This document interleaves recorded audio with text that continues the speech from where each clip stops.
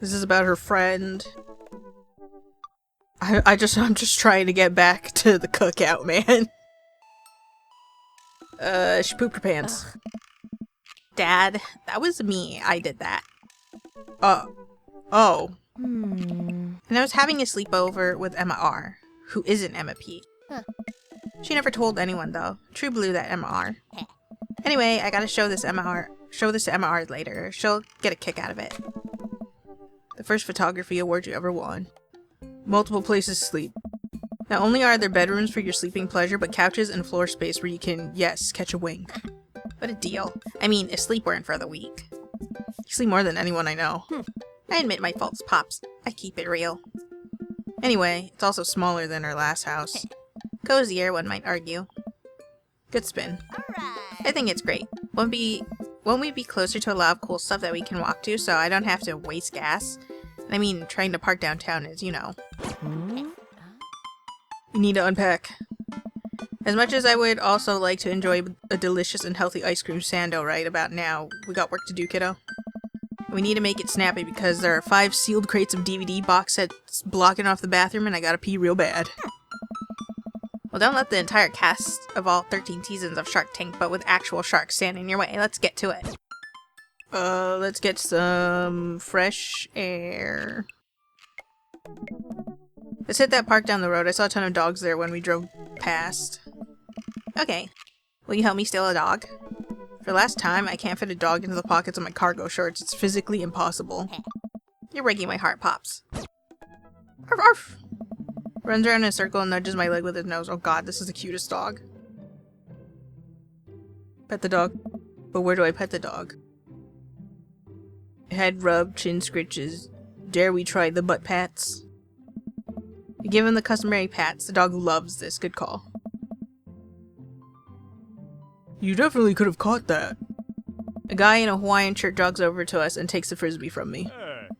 You know, frisbees are traditionally caught with your hands, not your face. Yeah, and you can't shut your trap. Cause I don't want to talk to you right now. Take a nap. All the sunshine is making me real tired. I don't think I got enough sleep last night. You slept for 14 hours. Exactly. I need 14 more.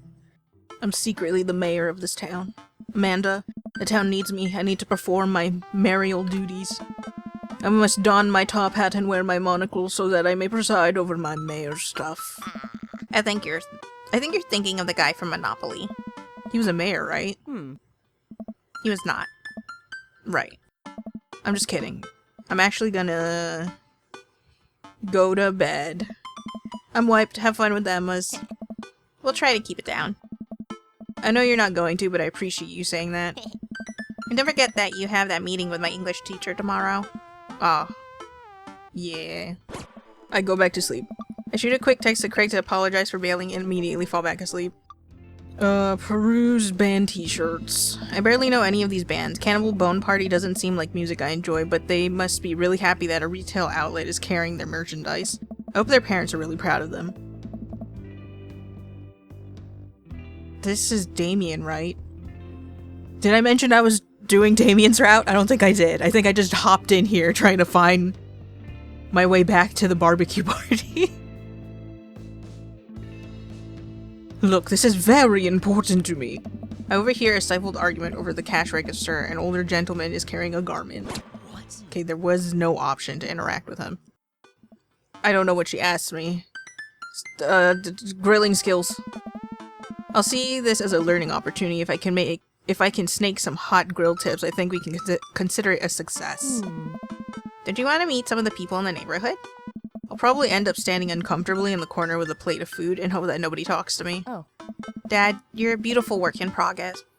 We'll get that butterfly to emerge from its cocoon. Whoa. I only listen to songs exclusively about being sad. If it forces me to think about my own personal shortcomings or understand that feeling sad is as unique as it is universal and that there's a certain comfort in knowing that, then I'm all over it. Hey. Dude, me too. Matt gives me a half five. Hey. Yay, being sad together. Cool, alright. Matt stands there for a second. So. Hey. Right. Cool. Well, I'll, be making the rounds. Feel free to stop by later. Is he as afraid of people as you are? He might be. This is Robert. He lives just across the way. I know who this is. Leave me alone. Joseph and Damien. I spot Joseph chatting with a guy from Dead, Goth, and Beyond by the grill. I wonder what they're talking about. I walk over to them. So, I'm curious. Can you walk me through why you had your house painted black? Where do I even start? The house stays warmer in the winter. It provides an artistic contrast to the rest of the neighborhood and it complements the crimson interior perfectly. It's definitely an interesting choice. How delightful. That's not the voice that I picture to this face. Thank you, I'm very proud of my abode.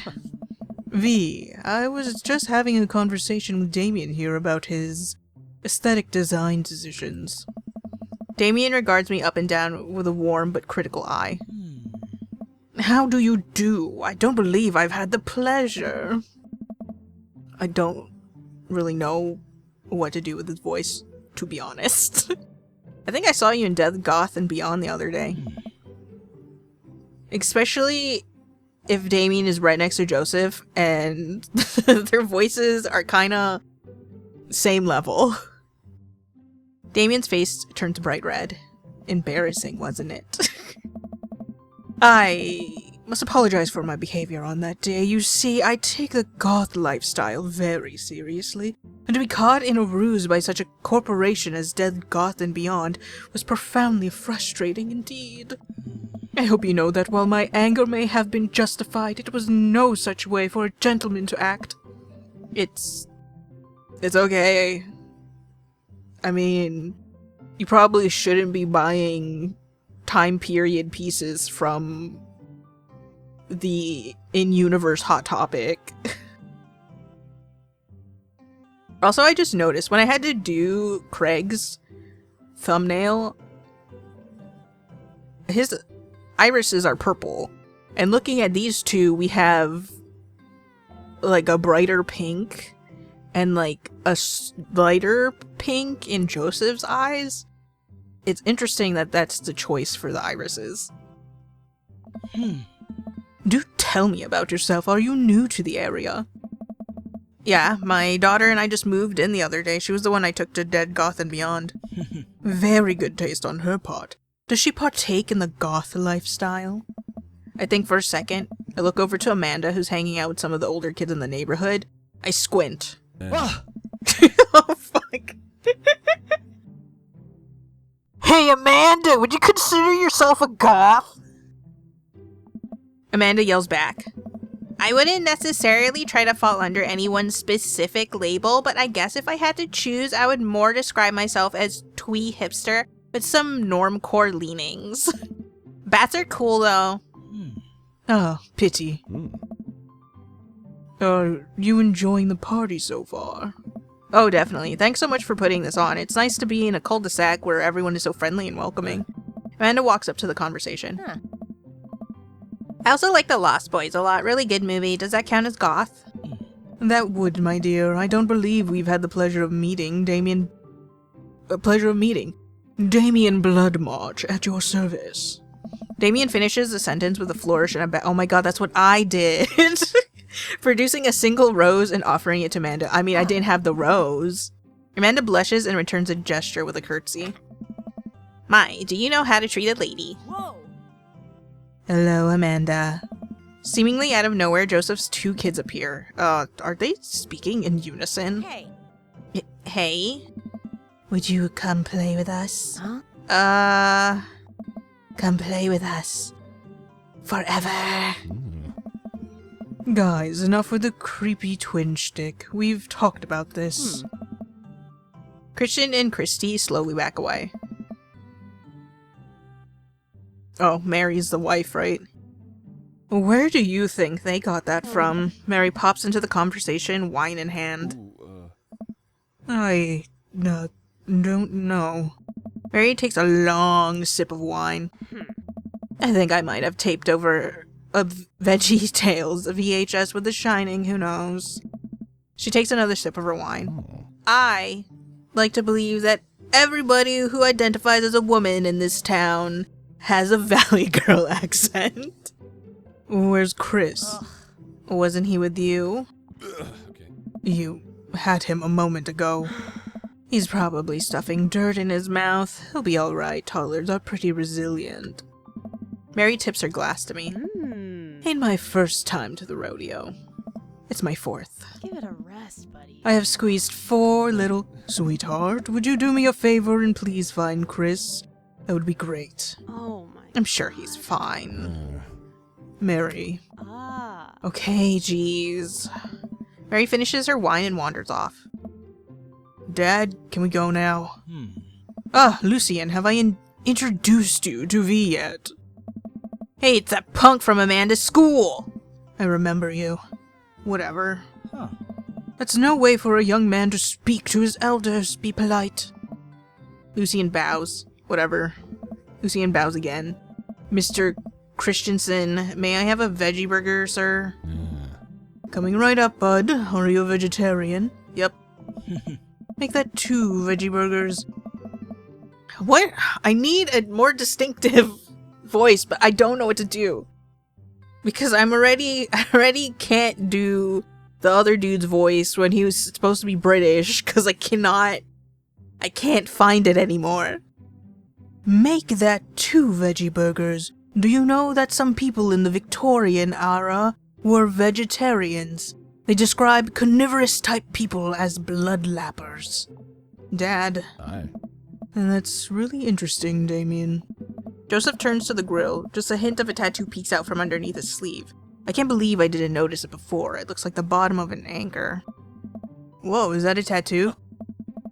Yep, I wasn't always a youth pastor, you know.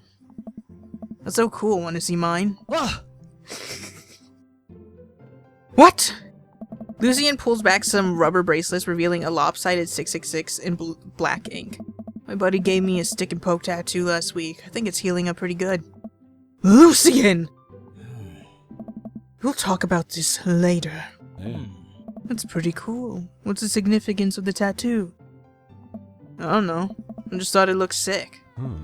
Well, in my opinion, the only reason you need to get a tattoo is because you want one. Careful though, that number carries weight.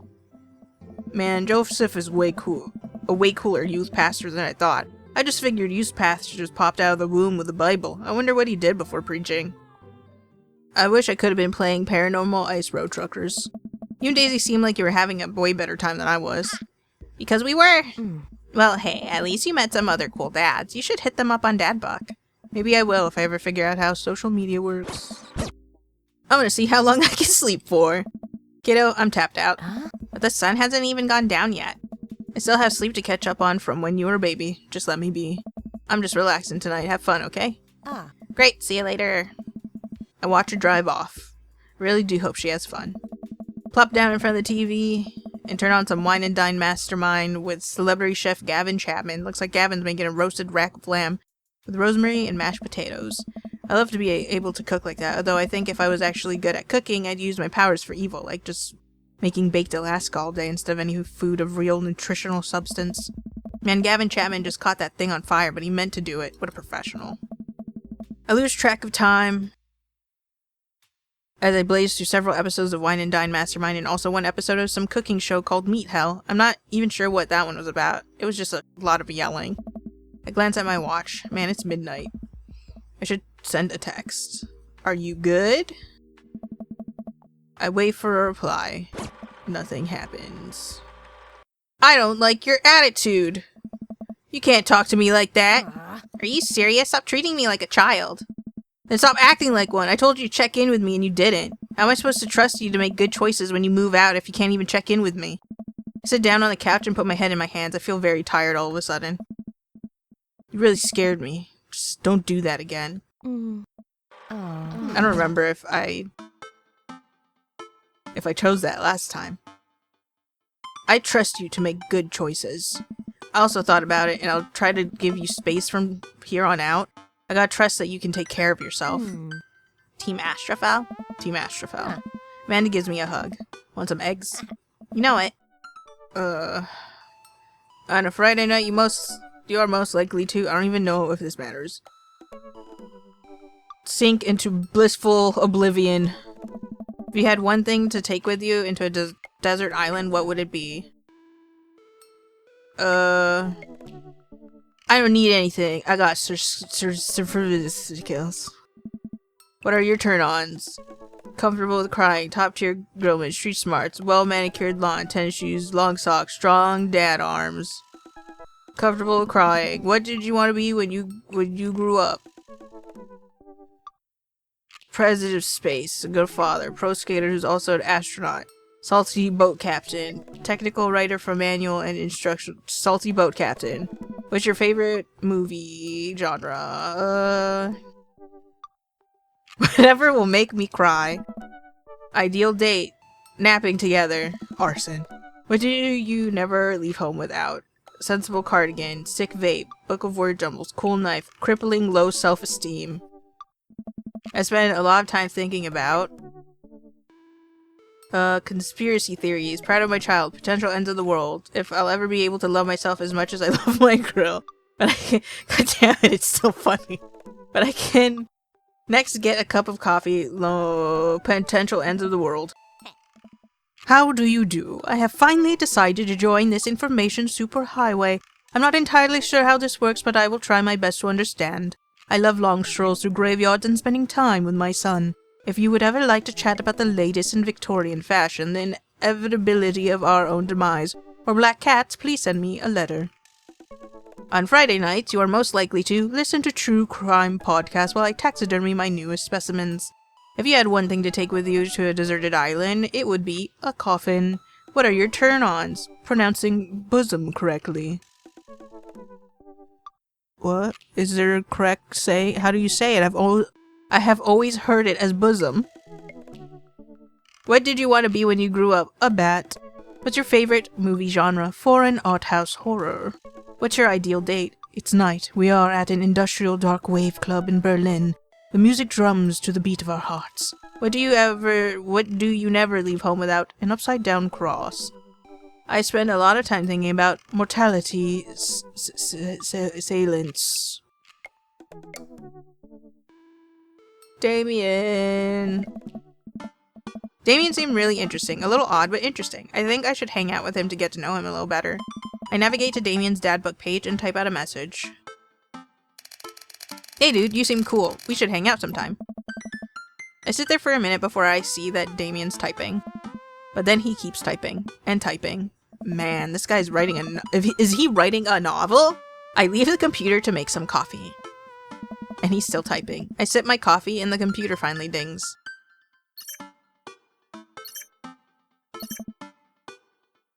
V, I must confess my excitement to be receiving your kind letter, for as you see, I do find myself available to enjoy your company. I must ask for your forgiveness, however, as I believe our first meeting did not paint me in a gentlemanly manner, as I would have liked. Whoa, there's more. I would be highly flattered to enjoy your companionship at my residence for an afternoon tea and a stroll around my garden. Should it please you, till then, adieu, your humbled D. Bloodmarch. I stare at the screen and reread the letter several more times. Hey, Amanda. Amanda pops out of her room. Her eyes are a little puffy, almost as if she'd been crying. Hey, are you alright? Fine. Yeah, totally, I'm cool. Ah. I just found out that the succulent I've been watering and singing to for the last 3 months was actually made out of plastic. Even the dirt was fake. Oh, honey. Are you sure that's all you're upset about? I'm sorry about your plant. I can buy you a new one if you want, a real one this time. That's sweet, but I rescued the plant, and now that I know it's fake, She clenches her fist with determination. I'm still gonna love it no matter what. Is this what being a parent is like? Yes, sweetie. Make sure it gets into a good college. But seriously. You know you can talk to me about anything, right? Yeah, that's why I'm sharing my succulent woes with you. Okay, just remember that it's okay to be sad. It's also remember that I love you very much, and only want what's best for you. Alright, jeez. Don't make me cry again. Can you help me with something? Dad, for the last time, I'm not popping your back pimples. No, can you interpret this for me? I turned the computer to Amanda and she squints at Damien's message. I just don't understand NetSpeak. Like, is this how you kids communicate with each other now? Oh, totally. This is the hot new thing. See, Dad? Kids got over saying LOL and LMAO or whatever and decided that what they needed to do is bring it back to the 1800s. So what do I do? Where's your pen and quill? What? Did you forget to unpack the pen and quill, Dad? How will we address the nobleman in regards to your upcoming debutante ball? Okay, now I know you're messing with me. Father, without a proper chaperone, you'll never end up with a suitor worthy of our land. Or our dowry. Or...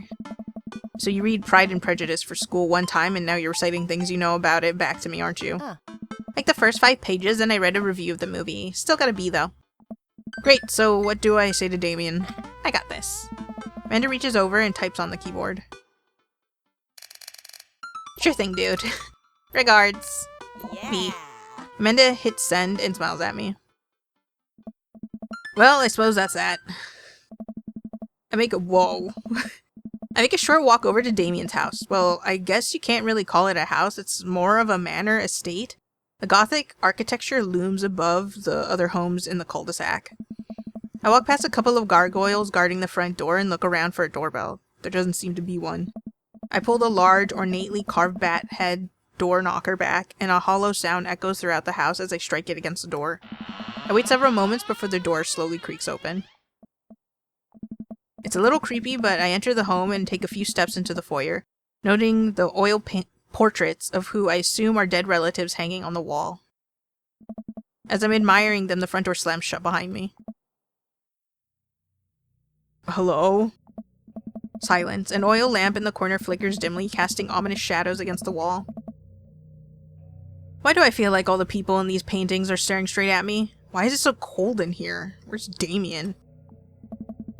V, pleasure to have you in my home. I look up and see Damien standing at the top of a majestic staircase with a walking candle holder. What's with the door slamming shut? Oh, sorry, there was a draft. And the door creaking open when I knocked. I accidentally left the door unlocked. And the creepy oil paintings? I like oil paintings. Right. Right. Please, let me show you around. Okay? Damien leads me around his house, showcasing his parlor sitting room, auxiliary sitting table, and the parlor again for some reason. How delightful. This is one of the older homes on the block, yes, but nowhere near as old as the architecture might suggest. Through extensive renovations, I have been able to craft a residence that is both historically accurate to the Victorian period and equipped with the amenities of a modern dwelling. We walk past a door covered in bumper stickers, caution tape, and a black parade poster. Did they listen to My Chemical Romance in the Victorian era? That's my son's room. You know how the rebellious teenage years are. Onward, onward, there's more to see. We reach a door at the end of the hall that Damien opens with a flourish. And this is a library. Sunlight streams in from the floor to ceiling arched windows. The walls are lined with packed bookshelves, and even more books are scattered over the period-appropriate furniture. Damien is clearly really proud of this room. Look out the window. Look at the butterflies. Pick up a book. That's enough of this tour. Butterflies! I walk up to the glass display of pinned bugs on the wall. It's pretty impressive. Nice bugs. I pinned them all myself. Maybe I should show you how sometime. I'm concerned I would stick the pen right through my finger. The pinner's gambit. Is that a thing? No. Pick up a book.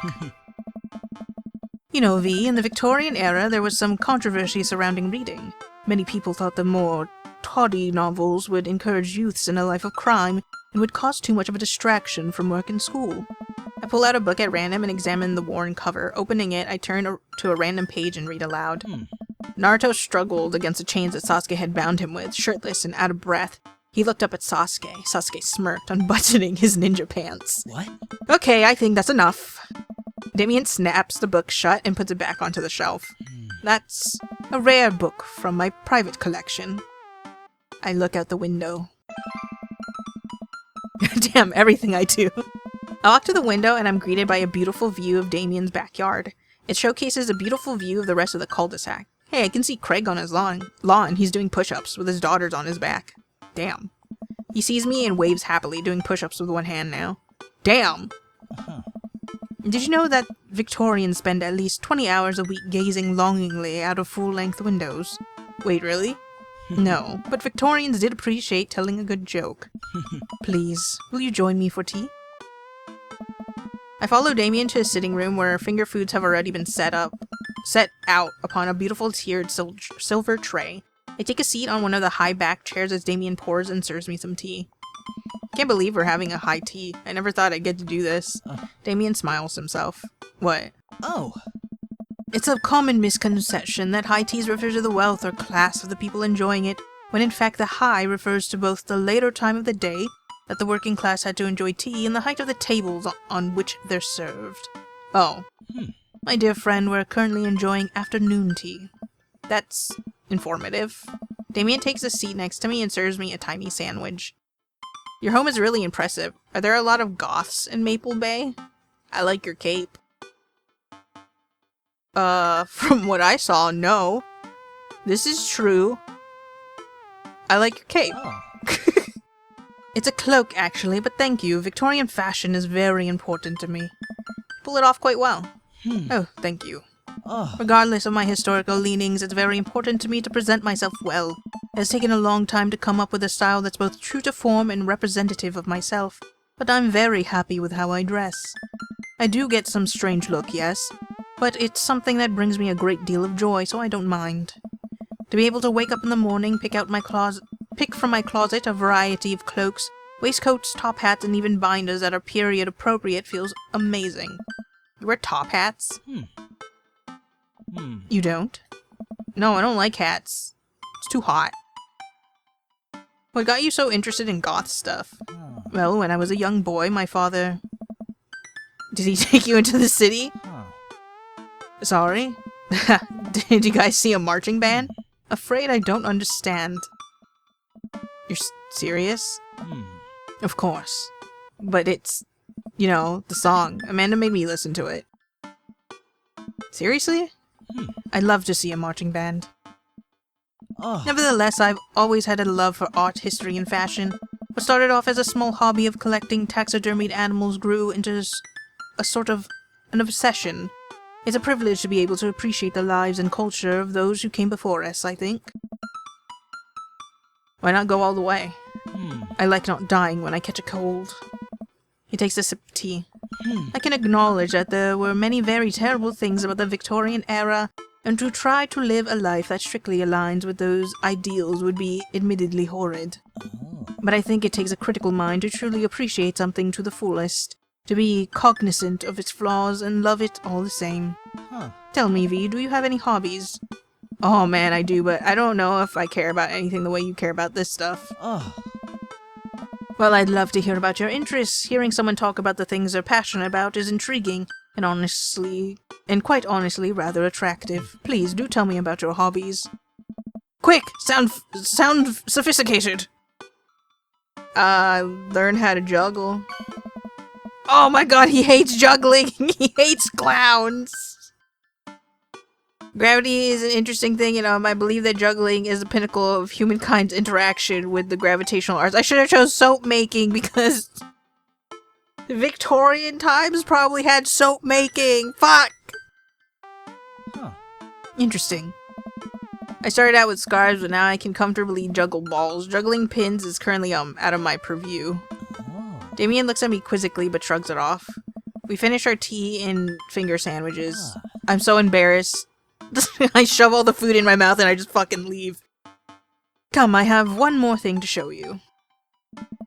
Damien takes me around the back of his home where a variety of flowers flourish in beautiful landscaped rows. Small stone path weaves through it and butterflies flint lazily through the air.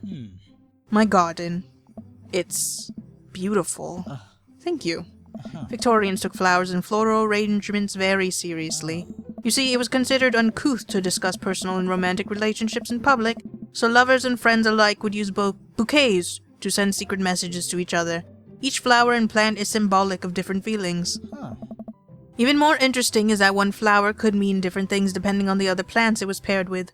One had to be extremely careful, as even the style in which the ribbon was tied around the bouquet affected the message. Damien leans down and plucks a gorgeous bright orange flower off of a vine. Oh. Lilium bolferium. Orange lily. What do you think this one means?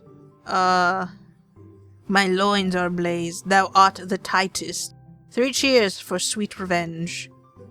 I feel like orange is kinda... But it could mean this. But I feel like you have to combine it with other ones.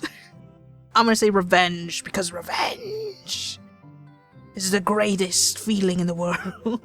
Huh. The orange lily is actually symbolic of pure hatred.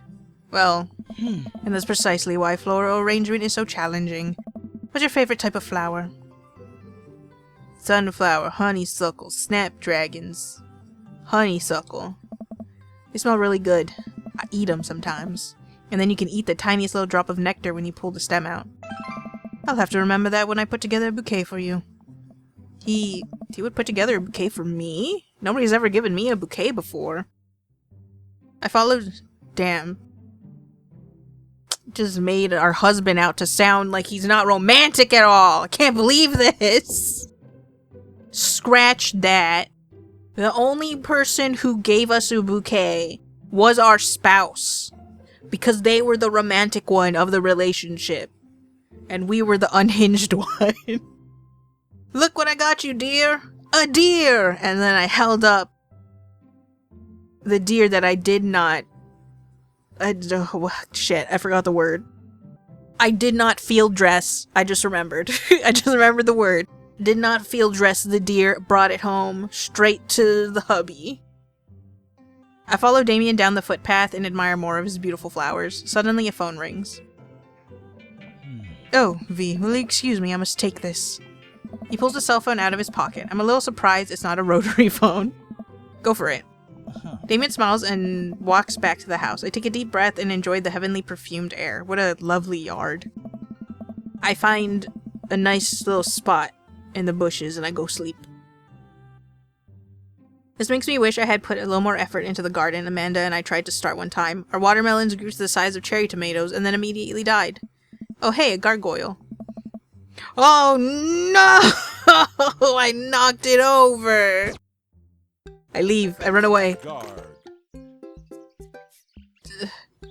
How do I... This ahead. Shit. Is this body? God damn it! I can't tell what part is what!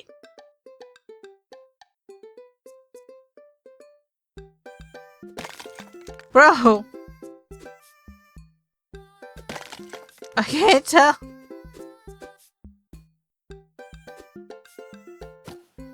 I got it.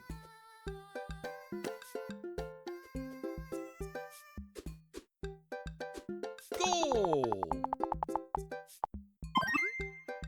Our little secret. Oh my goodness, that was a close one. Uh-oh, here comes Damien. He looks upset. Ah! Ah! What you yell in my ear for?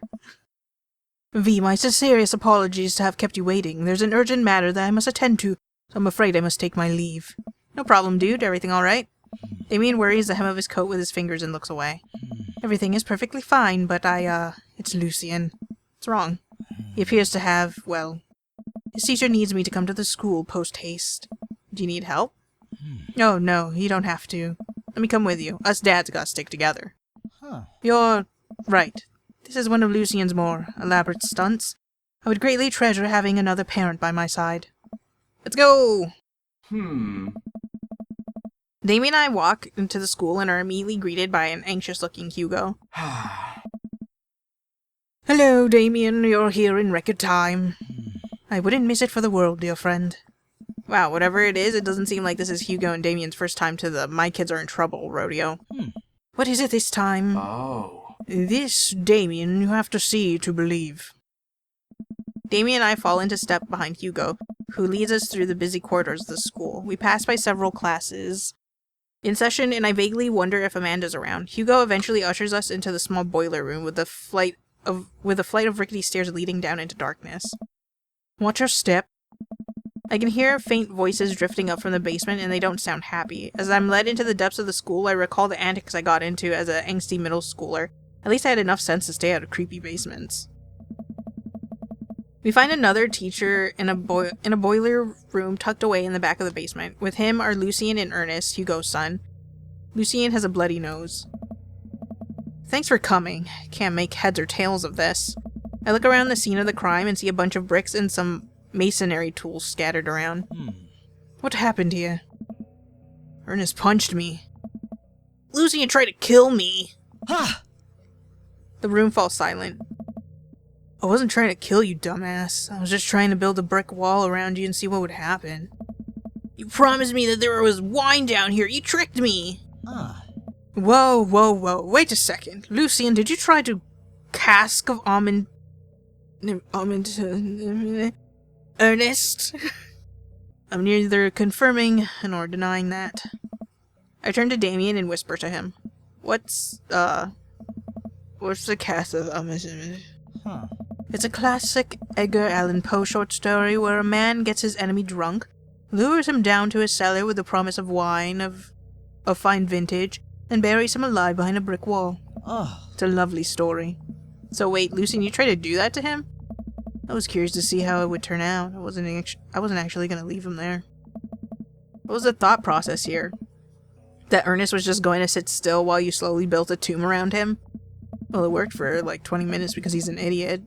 But then he realized that I'd lied about the wine. And you were I remember I gave him a certain voice, and I just cannot remember it. Ugh. And you were crackling maniacally. That sort of tipped me off. Ernest, 20 minutes. Dad. Sweet Manchego. It took you 20 minutes, son. We just did an entire 2-week unit on the cast of and it took you 20 minutes to realize Lucien was leading you into an elaborate ruse. Did you even read the story? I read the first 5 pages, and then read a review of the movie. What? It's only 5 pages long, and there's no movie. Yeah, you're right. I paid Lucien to read it for me. I don't know. Actually, he didn't pay me, so when you think about it, this was me teaching him a lesson. Damien and Hugo both have their heads in their hands. You guys are always telling me to engage in literature, and I did. I don't see a problem here. Alright, I'm filing this under what the hell. Don't do whatever that was again. You two are both suspended for a week. Ernest and Lucien high five. The teacher starts to stomp up the stairs. Hugo, I'll cover your class. Take your son home. Mr. Bloodmarsh, you too. Thank you for your mediation. We all head up the stairs and out of the school in tense silence. Lucien, Damien, and I all pile into my car and begin to drive home. Lucien immediately puts his hood up and stares out the window angrily. I'm not going to therapy again. I know you, son. It's entirely up to you whether or not you want to go. But I care about you, and I can see that you're struggling, so if you do decide that you would like to speak to a professional about your feelings, we can do that too. Maybe you can spend next week. Oh, fuck. Maybe you can spend this next week looking for a summer job, I know how much you want your own car. Pretty sure Hugo's voice is bleeding into Damien's. Can't believe Damien's keeping his cool. I'm impressed. Fine. Thanks for not freaking out too hard. I love you, son. Lucien continues staring out of the window. Love you too. We spend the rest of the drive in relative silence. The moment we pull into the driveway, Lucien hops out of the car, slams the door, and runs inside. I didn't expect to have that conversation in front of you. He and I have a lot we need to work out. It's alright. In all things considered, Lucien's bricklaying was pretty good. So there's your silver lining. There is that, yes. He's probably just going through a phase. I really admire how you handled that. Does this kind of thing happen a lot? I admire how you handled it, because I would have freaked the fuck out. Are you trying to commit murder? You were a lot more diplomatic with him than I would have been. And then I would have disowned him on the spot. I just want what's best for him, and I don't think yelling at him would do either of us any favors. Really does, you're a good dad. See you around soon. It would be my honor and my pleasure. Damien bows with a flourish. Classy. I come home to find Amanda curled up on the couch with a blanket watching TV. I plop down next to her. Yell. What you watching? Tiny House Hunting Brothers Extreme Edition. Ugh, I hate this show. The couple on screen bickers back and forth while standing in an extremely small house made out of recycled bottles. The Tiny House Hunting Brothers watch them with bemused expressions, both of their heads touching the low ceiling. I told you I wanted a 2-bed, 2-bath, shabby chic cottage. This house doesn't even have a bathroom. But honey, the outside is only 20 yards away. It's not that bad. I'm not pooping outside, Greg. Why don't they just get a regular-sized house? I don't know. How'd afternoon tea go? It got strange. We had to go to the school to pick up Lucian since he tried to... He lured Ernest down to the cellar with the promise of a find vintage and then tried to brick him into the wall, right? How did you know that? Has everyone read this story except for me? Lucian livestreamed the entire thing. This entire day is beyond me. But otherwise, it was a fun day. The Damien guy is a character, but he's really good company and a surprisingly diplomatic dad. I dig his style. You know what? Me too.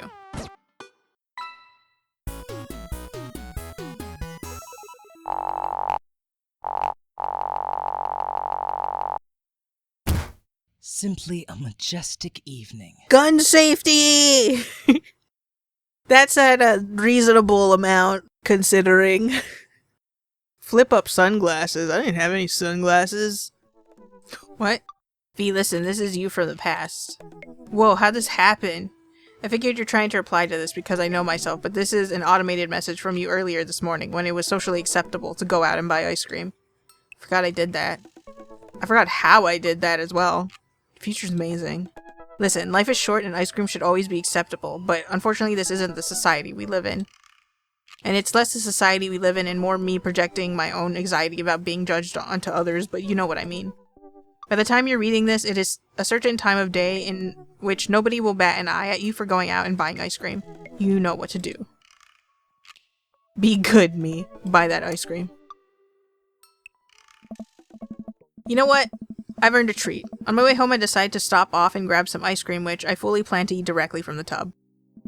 I spent a lot of time trying to figure out just which type of ice cream I'd like to eat directly from the tub. Rocky Road? Pistachio? Ooh, what is that one that's like the opposite of Neapolitan ice cream? Because it has like cherry and pistachio in it. I'm pretty sure. I have to look it up now. Supmoni? Is that what it is? Complex Italian molded gelato featuring pistachio, cherry, and chocolate, often mixed with nuts and candied fruit. That one's really good. Because I also really like pistachio ice cream. I like the salty sweet taste.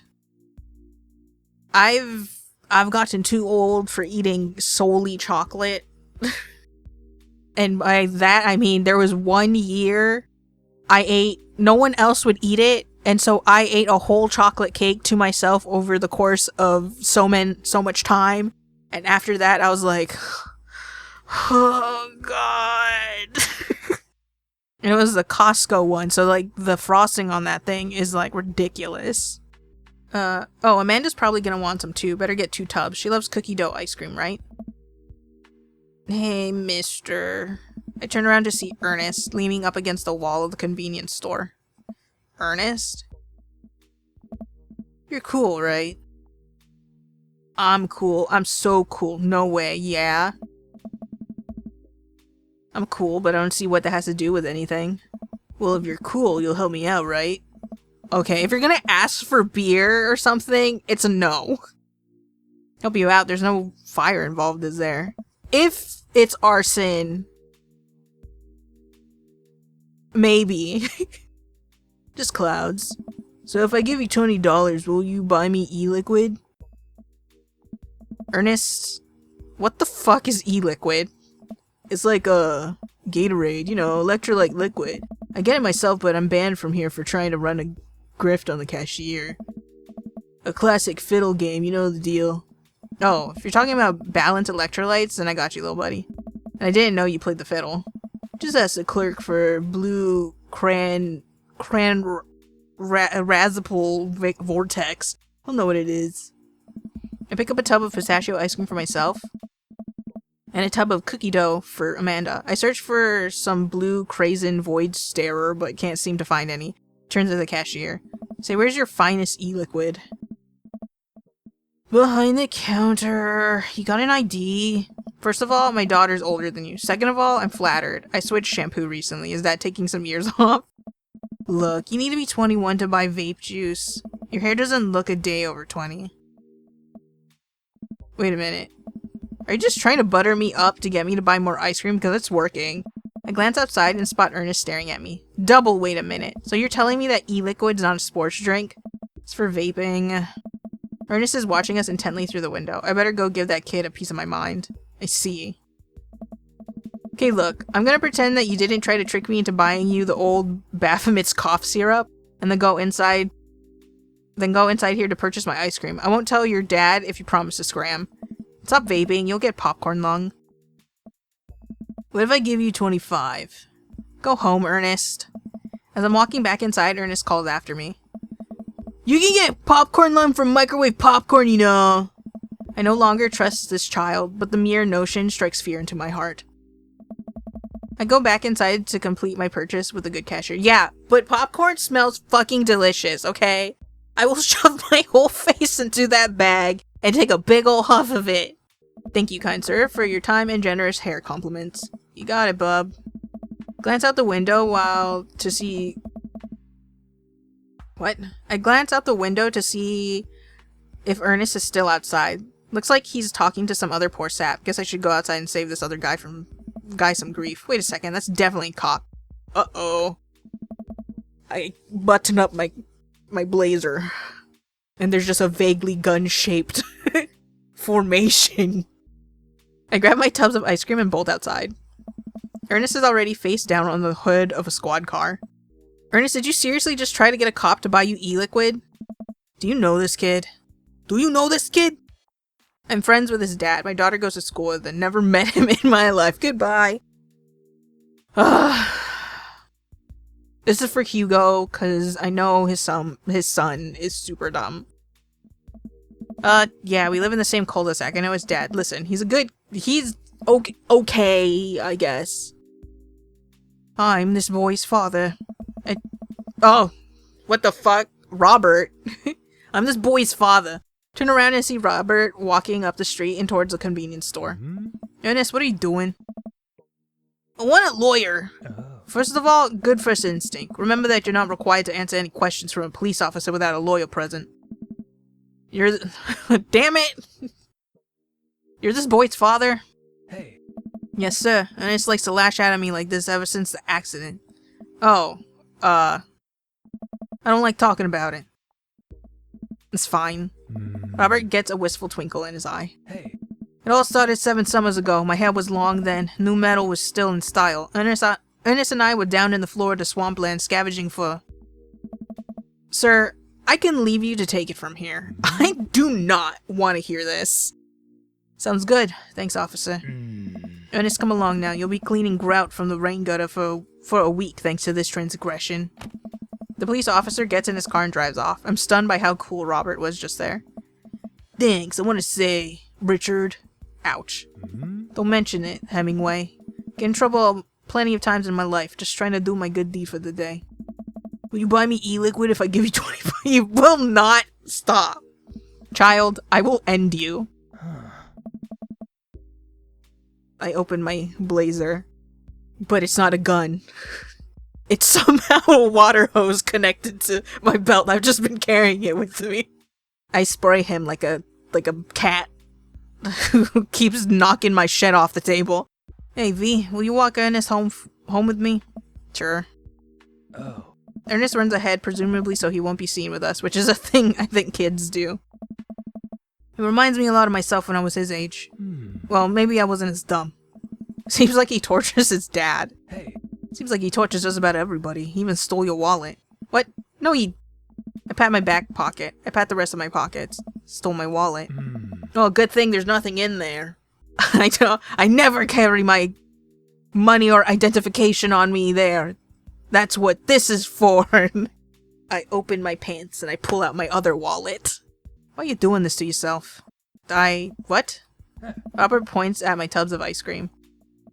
One of them's for Amanda. I have no qualms with the quantity of ice cream you've purchased. It's a perfectly respectable amount of ice cream. It's the quality I'm talking about. You work hard, V. You're a good dad. Don't you think you deserve top shelf ice cream? But these were on sale. Oh. If you're gonna treat yourself, go big or go home. Real vanilla bean, real pistachio. You deserve it. Hey. We arrive at the cul-de-sac and Ernest runs into his home. That boy is the reason why we don't have prizes in cereal anymore. Oh. Catch you around, V. Robert tosses me my wallet. I catch it with a surprised look on my face. I stole it back. Keep it in your front pocket or use a chain like back in the ska days. Smell you later. Oh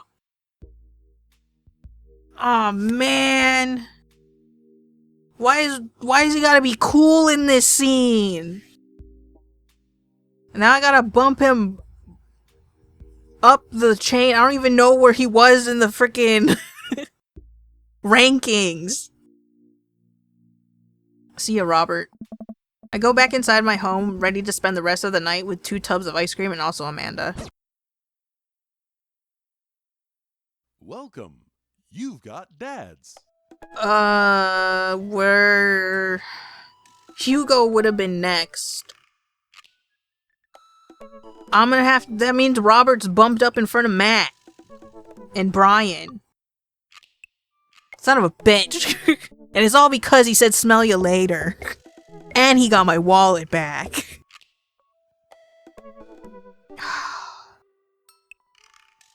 I don't understand this man.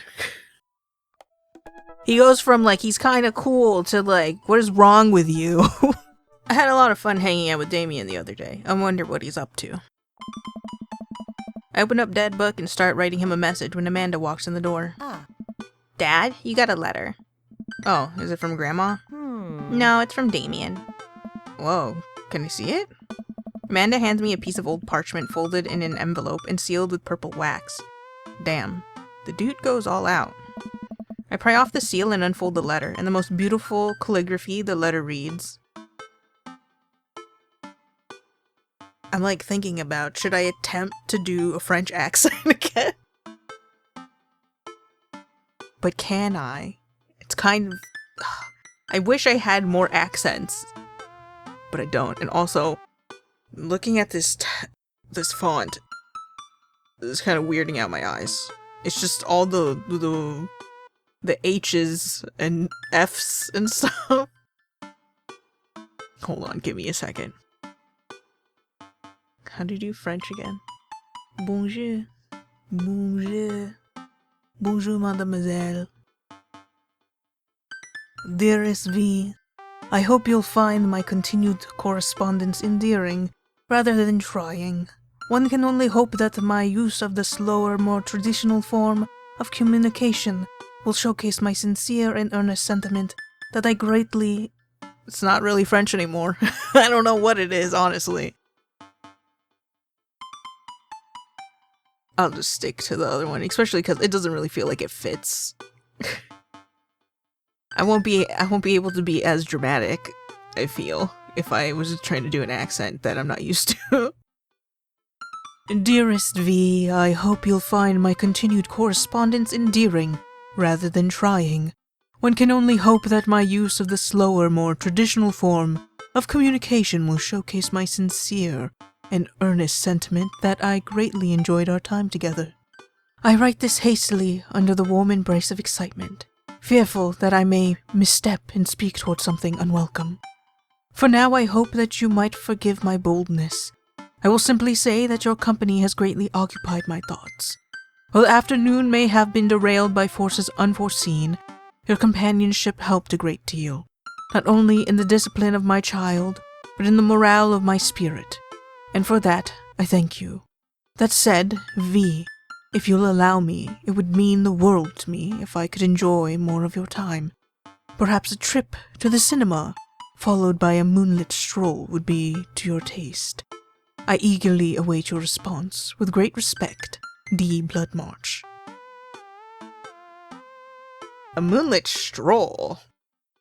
After watching a movie together, sounds like a date. Amanda and I both look up from the letter. Wow. He's good. So you gonna catch a movie with him? Yeah, I better message him on Dadbook and let him know. Amanda slaps my laptop shut. You have to write him back! A real letter! But a handwriting looks like two toddlers fighting over a crayon. That's why I had somebody write for me. I never... any threats or anything. It wasn't me. Not unless I got to cut out the letters. Dad, you have to. He wrote you a letter. That's so cool. Will you help me? I need to class this up. Father, I was made for this. Here's what you do. Find tickets to a show that you two will like, then enclose them in the letter. Oh, that's classy. Amanda and I hop onto my laptop and peruse showtimes. He doesn't seem like a romantic comedy kind of guy. Oh, here's one. Vampire Crusade 2. I haven't even seen Vampire Crusade 1. Evil Never Dies.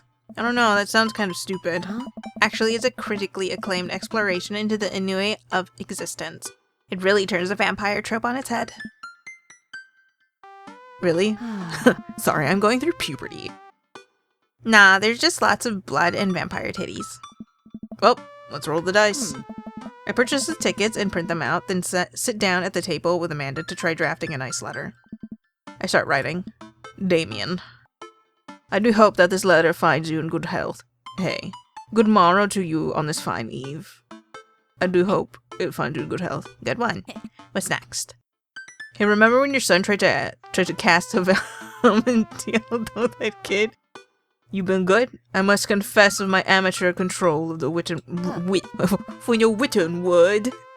Geez, Dad, have some faith in yourself. Okay, we're trucking along. Let him know how you feel. You find me in good spirits, for I felt very much the same about our last encounter. I did very much enjoy the adventure we found ourselves on the last we met. That earned shit was pretty messed up. You find me in good spirits. Yeah. Nice. Ask him to hang out already. True art takes time, Amanda, and I'm trying to get this cursive down. While a strange turn of events, I found myself enamored of the situation at hand. Like Brooklyn's landscape with the fall of Icarus, I found myself lost in your details. Let me get that. This is fancy. Dad? Well, I saw it on TV. I'm not actually an intelligent person. Bring it home, Pops. Let me take you out. I got 2 tickets to the movies. I would very much enjoy your company, accompanying me to the cinema. It would bring me great pleasure to escort you to the cinema. Smooth. Calling it the cinema is a classy move. Enclosed, you'll find 2 tickets to Vampire Crusade 2 Evil Never Dies, which I'm sure you will find both titillating and enjoyable. Best wishes, hard daps, namaste. We'll carry on. Best wishes. And then I said my name. My full name. Fancier that way. V. Astrofel. Is this okay? Amanda reads over my sloppy handwriting. Goddamn. Damien, I do hope that this letter finds you in good health. I must confess of my amateur control of the written word, as well as my even more amateur penmanship. Your letter found me in good spirits, for I felt very much the same after our last encounter. Like Bruegel's landscape with the fall of Icarus, I find myself lost in your details. It would bring me great pleasure to escort you to the cinema. Enclosed, you'll find 2 tickets to Vampire Crusade 2 Evil Never Dies, which I'm sure you will find both titillating and enjoyable. Best wishes, Astrofel. You spelled his name wrong. What? Nah, just trying to keep you on your toes. Now all you have to do is seal it and put it in his mailbox. Can I seal it with tape? That's not authentic enough. I have an idea. I'll be back. Amanda leaves the room and returns with a candle, a lighter, and a small piece of wood. You gotta have a wax seal. She lights the candle, which starts to burn down and form a pool of melted wax. It's the other thing. Amanda pours some of the wax onto the folded letter and expertly presses a small piece piece of wood into it. She lets it dry for a second and pulls the wood away, revealing, here it is, your sigil. A little kitten with a bow on its head. Awesome. Scrapbooking stuff always comes in clutch. Well, I guess all there is to do is deliver it to his doorstep now, huh? Oh, I thought we were getting a carrier pigeon to do it. I already called my guy. I hope it's a dude dressed in a pigeon costume.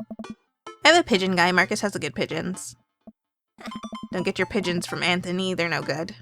I don't want to know if any of this is true. I head outside and walk over to Damien's house. I slip the letter into the slot in his door and go back home. Mission accomplished. Now we play the waiting game. I would have made Amanda do it.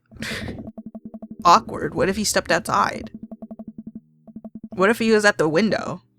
And then he'd have to watch me fucking booking it away. The night finally rolled around where I'm supposed to meet with Damien. The day he had left another beautifully crafted letter thanking me for mine and agreeing to the evening. Amanda helps me pick out a nice outfit. The same outfit, but in a different color.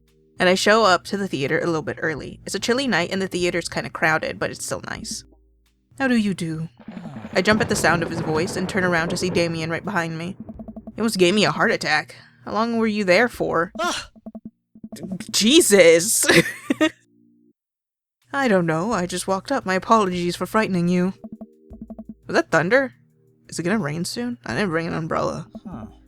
I didn't hear anything. What? What?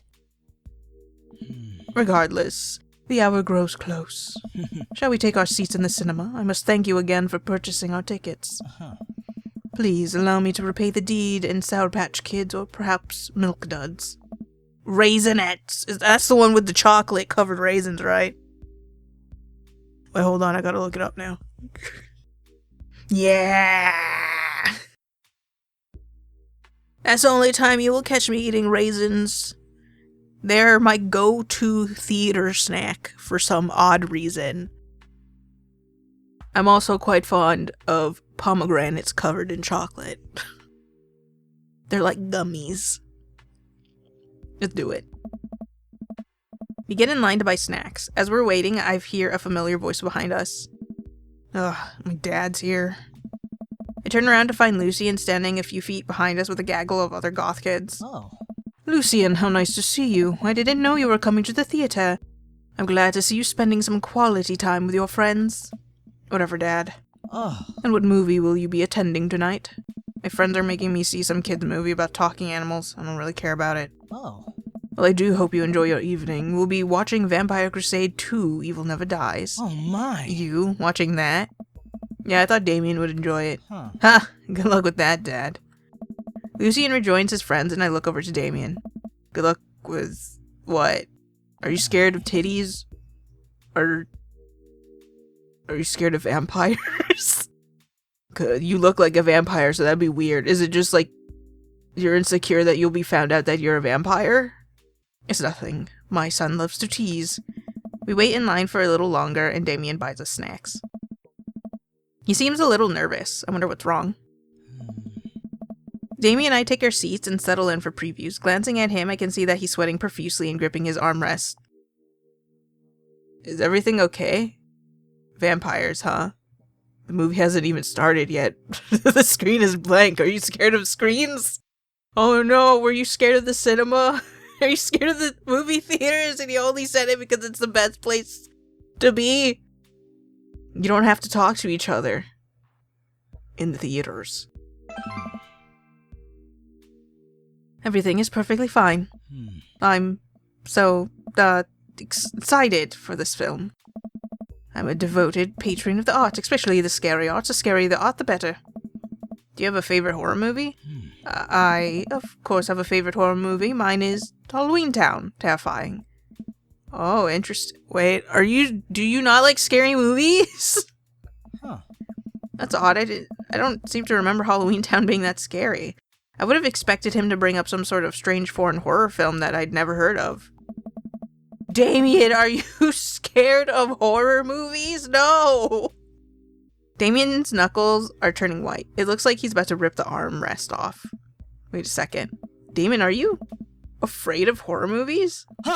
You must be joking! I love horror movies! I don't know if I believe you. The light's dim for the film. Jesus Christ, Damien, please. I apologize. I was thinking about something far scarier than this movie, which is not scary at all. We settle in as the film starts. I offer Damien, thank God we're the only ones in the theater.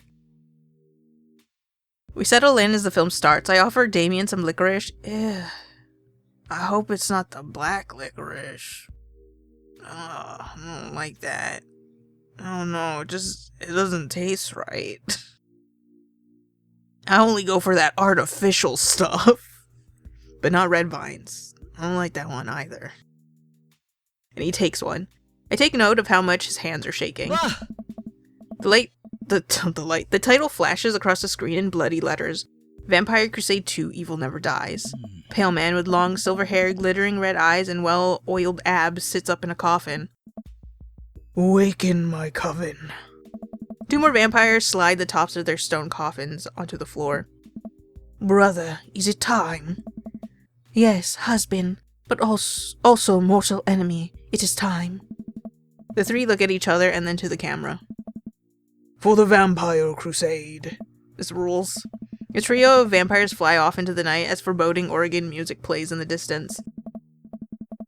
I somehow get lost in the movie. As dumb as it sounded, it's actually a pretty fun flick. A lot of titties. It's beautiful. Man titties, women titties, titties in between.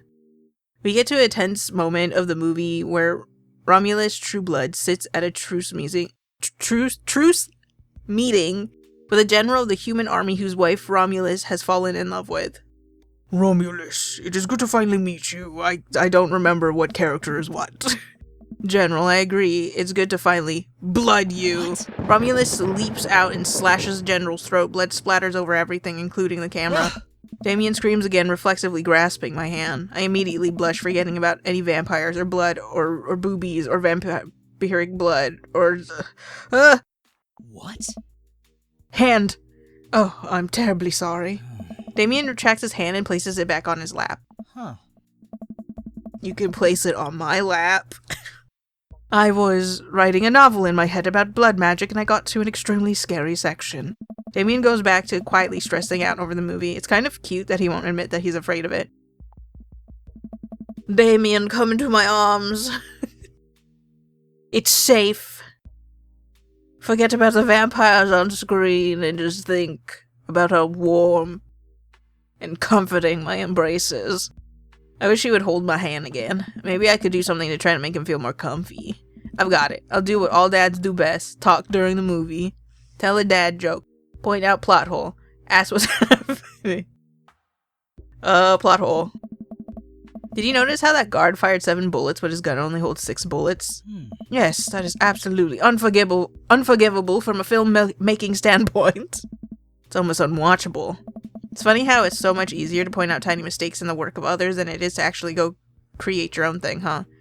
Hey, look, that's an anachronism. The rest of the movie goes by relatively smoothly, with only a few whimpers from Damien. Maybe he would have liked the romantic comedy better. We get to the final scene of the movie where Romulus Bad Blood and the General's wife embrace each other in his crypt. Wait, I thought Romulus's wife fell in love with the General's wife. I'm so confused. I don't remember anything. It appears that the true Vampire Crusade... It was the Vampire Crusade in our hearts. Our cold, unbeating hearts. Romulus and the General's wife began making out hard. Oh, the film fades to black and the end appears on the screen, but then it hard cuts to Demetrius and his rival lover, Carmilla, who watched the two from afar. Oh no, twist ending. Our bloodline has been pure for 1,000 years. Romulus has betrayed us by loving a human woman. It will only be a short time before the next Vampire Crusade 3 evil must die again. More thunder, more ominous organs. The movie fades out again and a bloody question mark now accompanies the end. Damien and I walk out of the movie theater amidst the throngs of chattering moviegoers. My goodness. He's a little more pale than I remember, but otherwise he survived the encounter. He even seemed kind of invigorated. Oh. What an interesting film.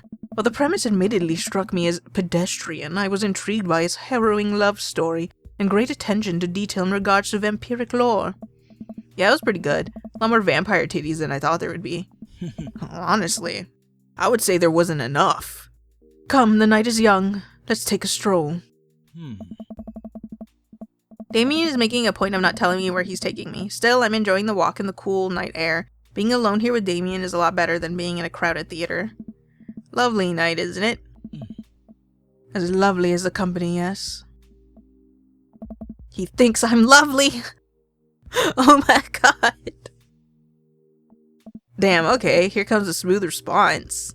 Thanks, cool, okay. Thanks. Damn it, I can't connect with Damien that well, like I could with Craig. No problem. Crushed it. We both stand there feeling a little awkward. I sure am one smooth operator. Are you getting a little hungry? We could maybe stop off and grab something to eat. Worry not, friend, I have a plan. We turn the corner and are greeted by the gates of a cemetery? What? Are you gonna kill me, Damien? Please! I have a daughter. I have plans to get a dog. Are we going in there? A little bit of Victorian flavor, V, trust me. Scared of horror movies, but not scared of a cemetery? I'm a bit nervous that Damien hasn't led me wrong yet. I follow his lead as we walk into the cemetery. Statues of angels stare down at us as we follow a path through the faded tombstones. As we crest a small hill, we get a beautiful view of the city. The night lights sparkle around us.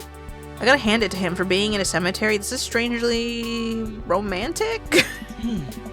Picnicking in graveyards is an old Victorian tradition. An appropriate finish to an evening after a vampire movie, wouldn't you say? With a flourish, Damien produces a blanket and picnic basket.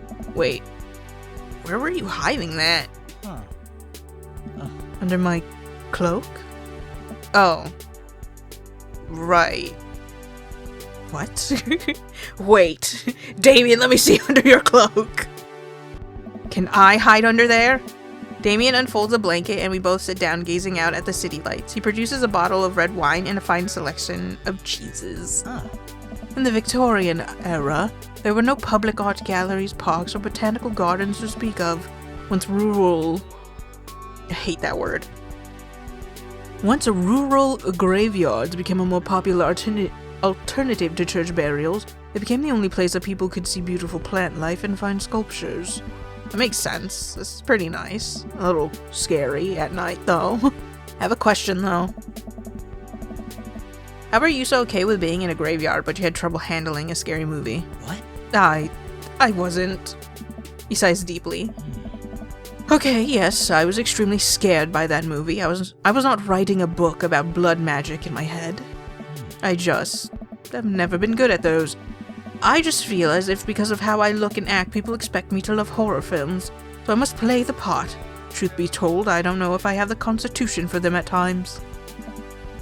Damien, I'm so sorry. If I'd known, I would have suggested another movie. It's quite alright. I actually did find myself enjoying this one thanks to your help. Graveyards, however, I think there's something rather beautiful about death. Cemeteries are traditionally built away from cities, away from the realm of the living, and it keeps us rather separated from it. To acknowledge death and become comfortable with it, I think, gives us a certain intimate knowledge of ourselves. To sit among generations of those who came before us, to be truly alive in the midst of so much death, brings me great comfort. Death helps me appreciate life, to savor every second. We sit and enjoy our food and wine. I don't feel scared anymore. Never thought I'd be comfortable sitting alone in a graveyard at night, but I actually feel very peaceful. Suddenly, it doesn't seem like we're alone. Off in the distance, I see a shadowy figure in the trees.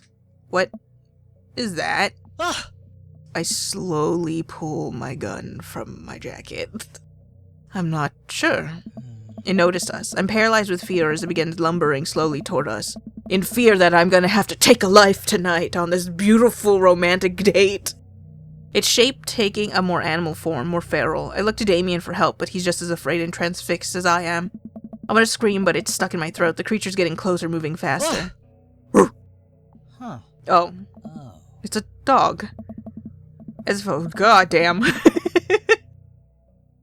It's a beautiful dog.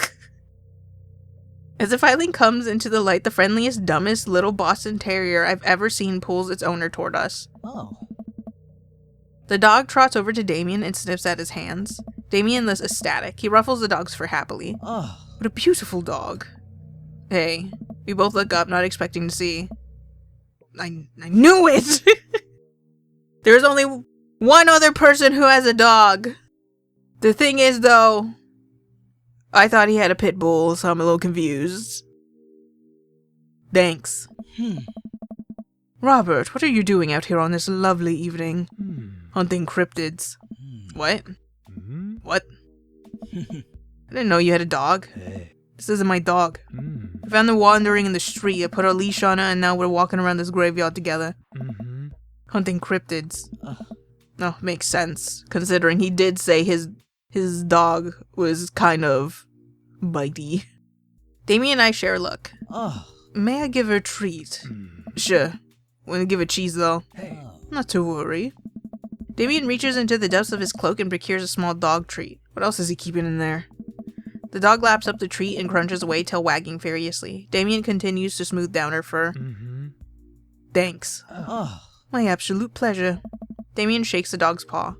Lovely to meet you, my friend. May our paths cross again. Robert and his dog disappear into the darkness again. Damien stares after them. He's gonna snare that dog. It's gonna be his dog now. I didn't know you liked dogs. Victorians love dogs, actually. Most Victorian women of high fashion would always be accompanied by a small dog, such as a terrier or Maltese. I think big dogs are nice, too.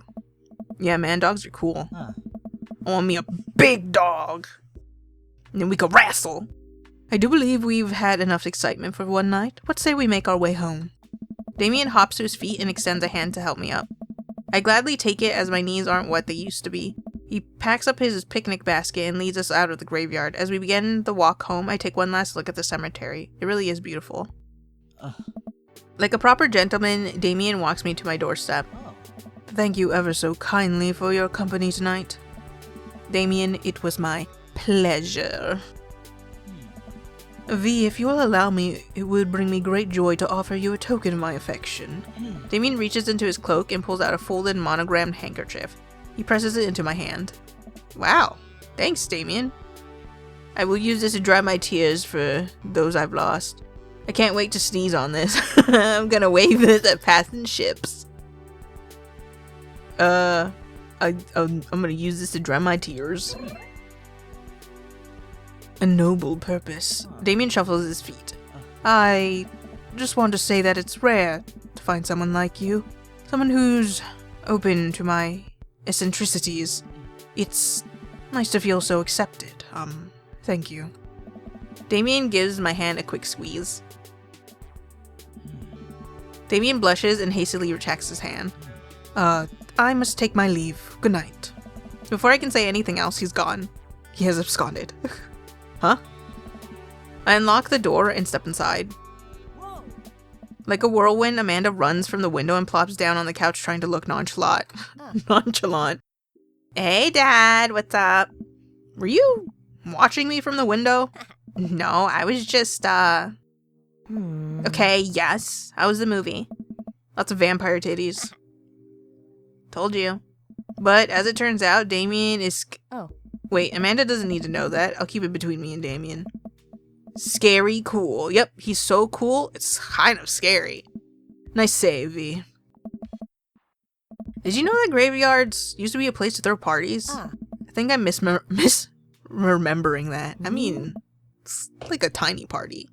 Wow, that's pretty punk. Also, we saw a dog. Definitely thought it was a werewolf for a minute, though. How can you be so sure it wasn't a werewolf?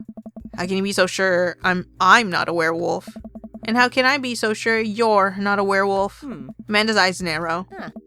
I don't trust you. Nor I. You. We make intense, wary eye contact for a second. Anyway, I'm calling it for the night. Don't stay up too late, will ya? I'll try not to howl at the moon past midnight.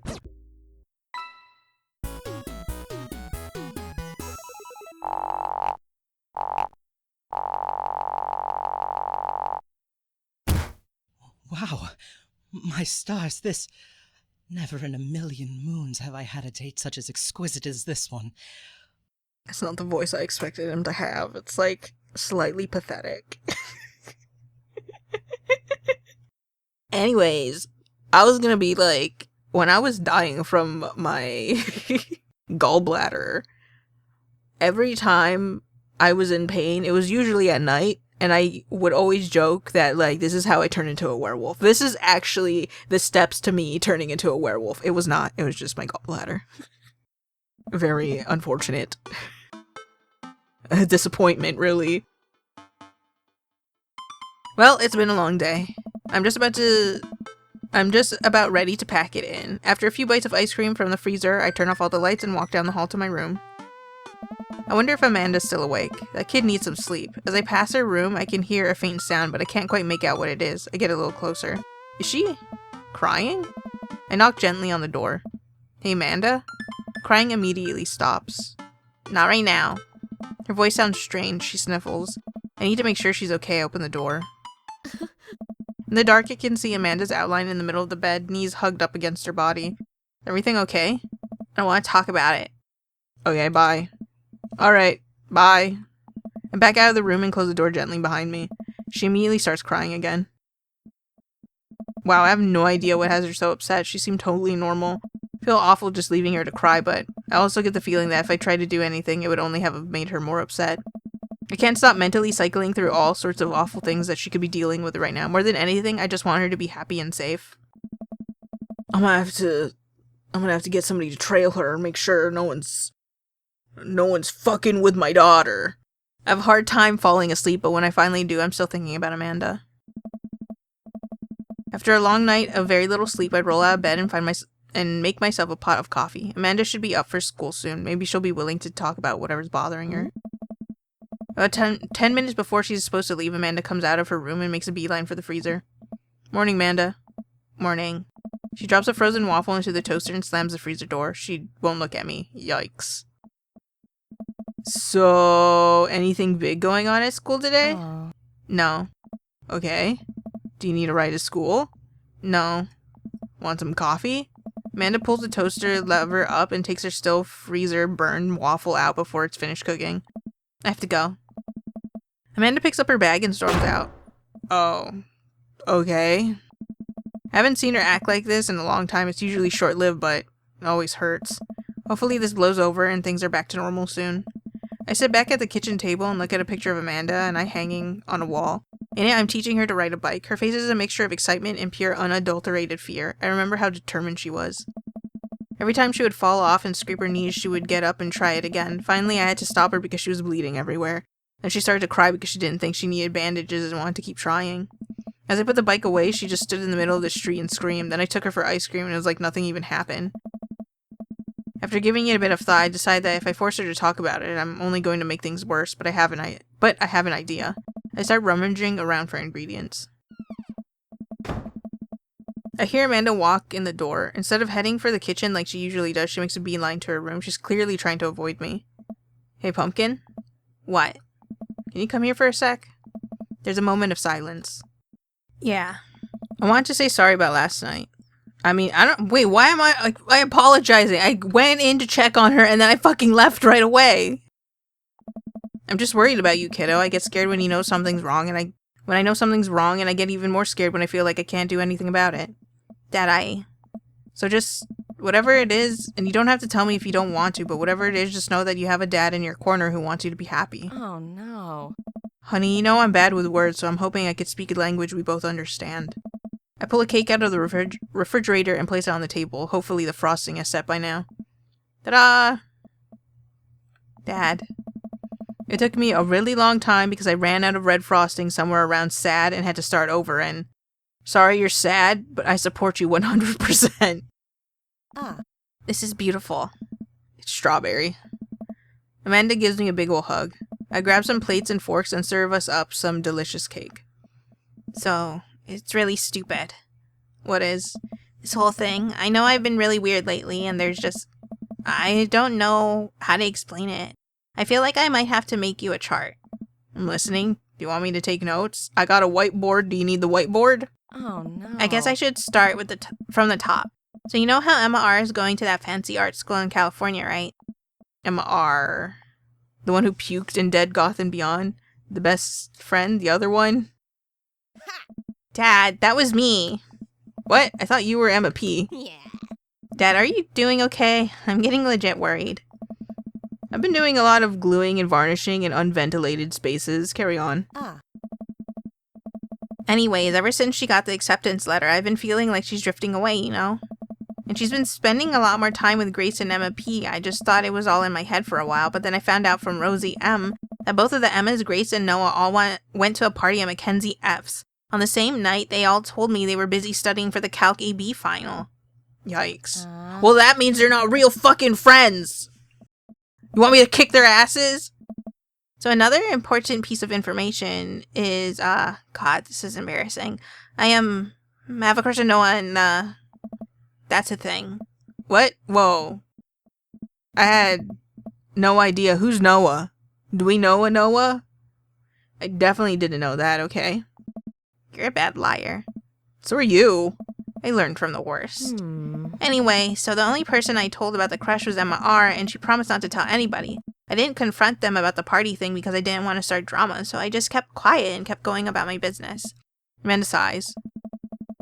And then one day he invites everybody out to get nachos at the mall, and after not texting me back for like 2 hours, even though none of them ever put their phones down for more than 60 seconds, they all say they're busy, like simultaneously. So I tell them never mind, I'll just eat nachos at home, right? But we were out of chips, and I really wanted nachos. Totally understandable. So I go to the mall anyway. I get to the food court, and who do I see there but Grace, Emma P, Emma R, and Noah all hanging out together and eating nachos without me. What? I'll kick their asses. And I'll get my buddies to come too, and we'll also kick their ass. Come on. It gets better. I'm standing by the escalators watching them, and I realize that Noah has his arm around Emma R, which is kind of weird, right? But then they kiss. No. Yes, I know. So I storm over there, and I'm like, hey. And Grace drops a nacho on her shirt, because of course she does, and Emma R just like glares at me. Grace. Nothing's coming up. I don't know who that is. Grace is the boring one, gossipy one. Did she poop the best? No, Dad, stick with me. Huh. Grace is the one nobody likes, or I guess that's me now. Anyway, nobody will say anything, and I'm just like, you guys suck, which I realize is not the most eloquent thing to say, but I was very angry and really embarrassed, and I just wanted to get out of there.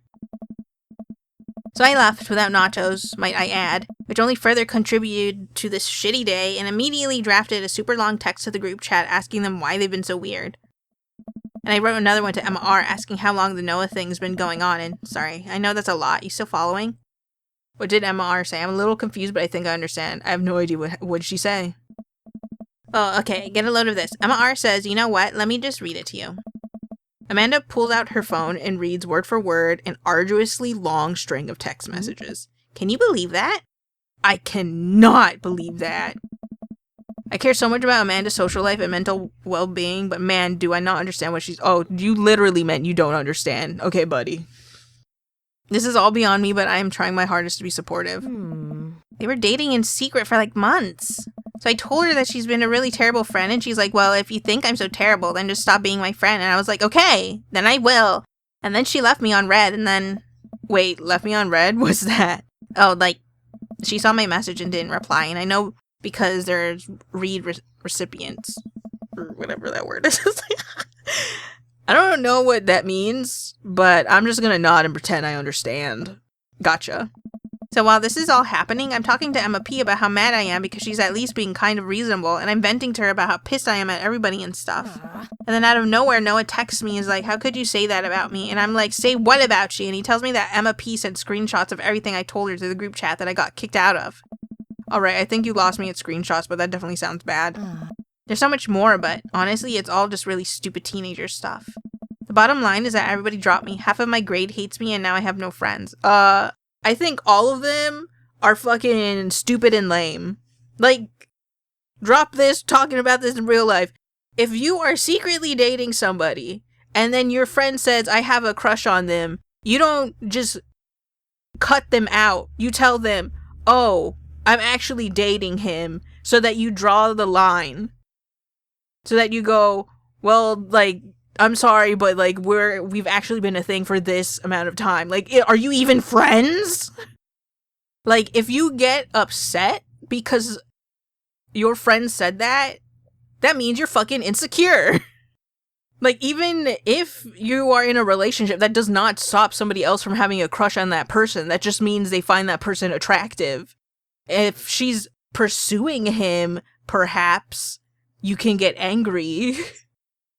But you guys are all supposed to be friends, and then not a single person is on her side, meaning everybody else knew about it except her.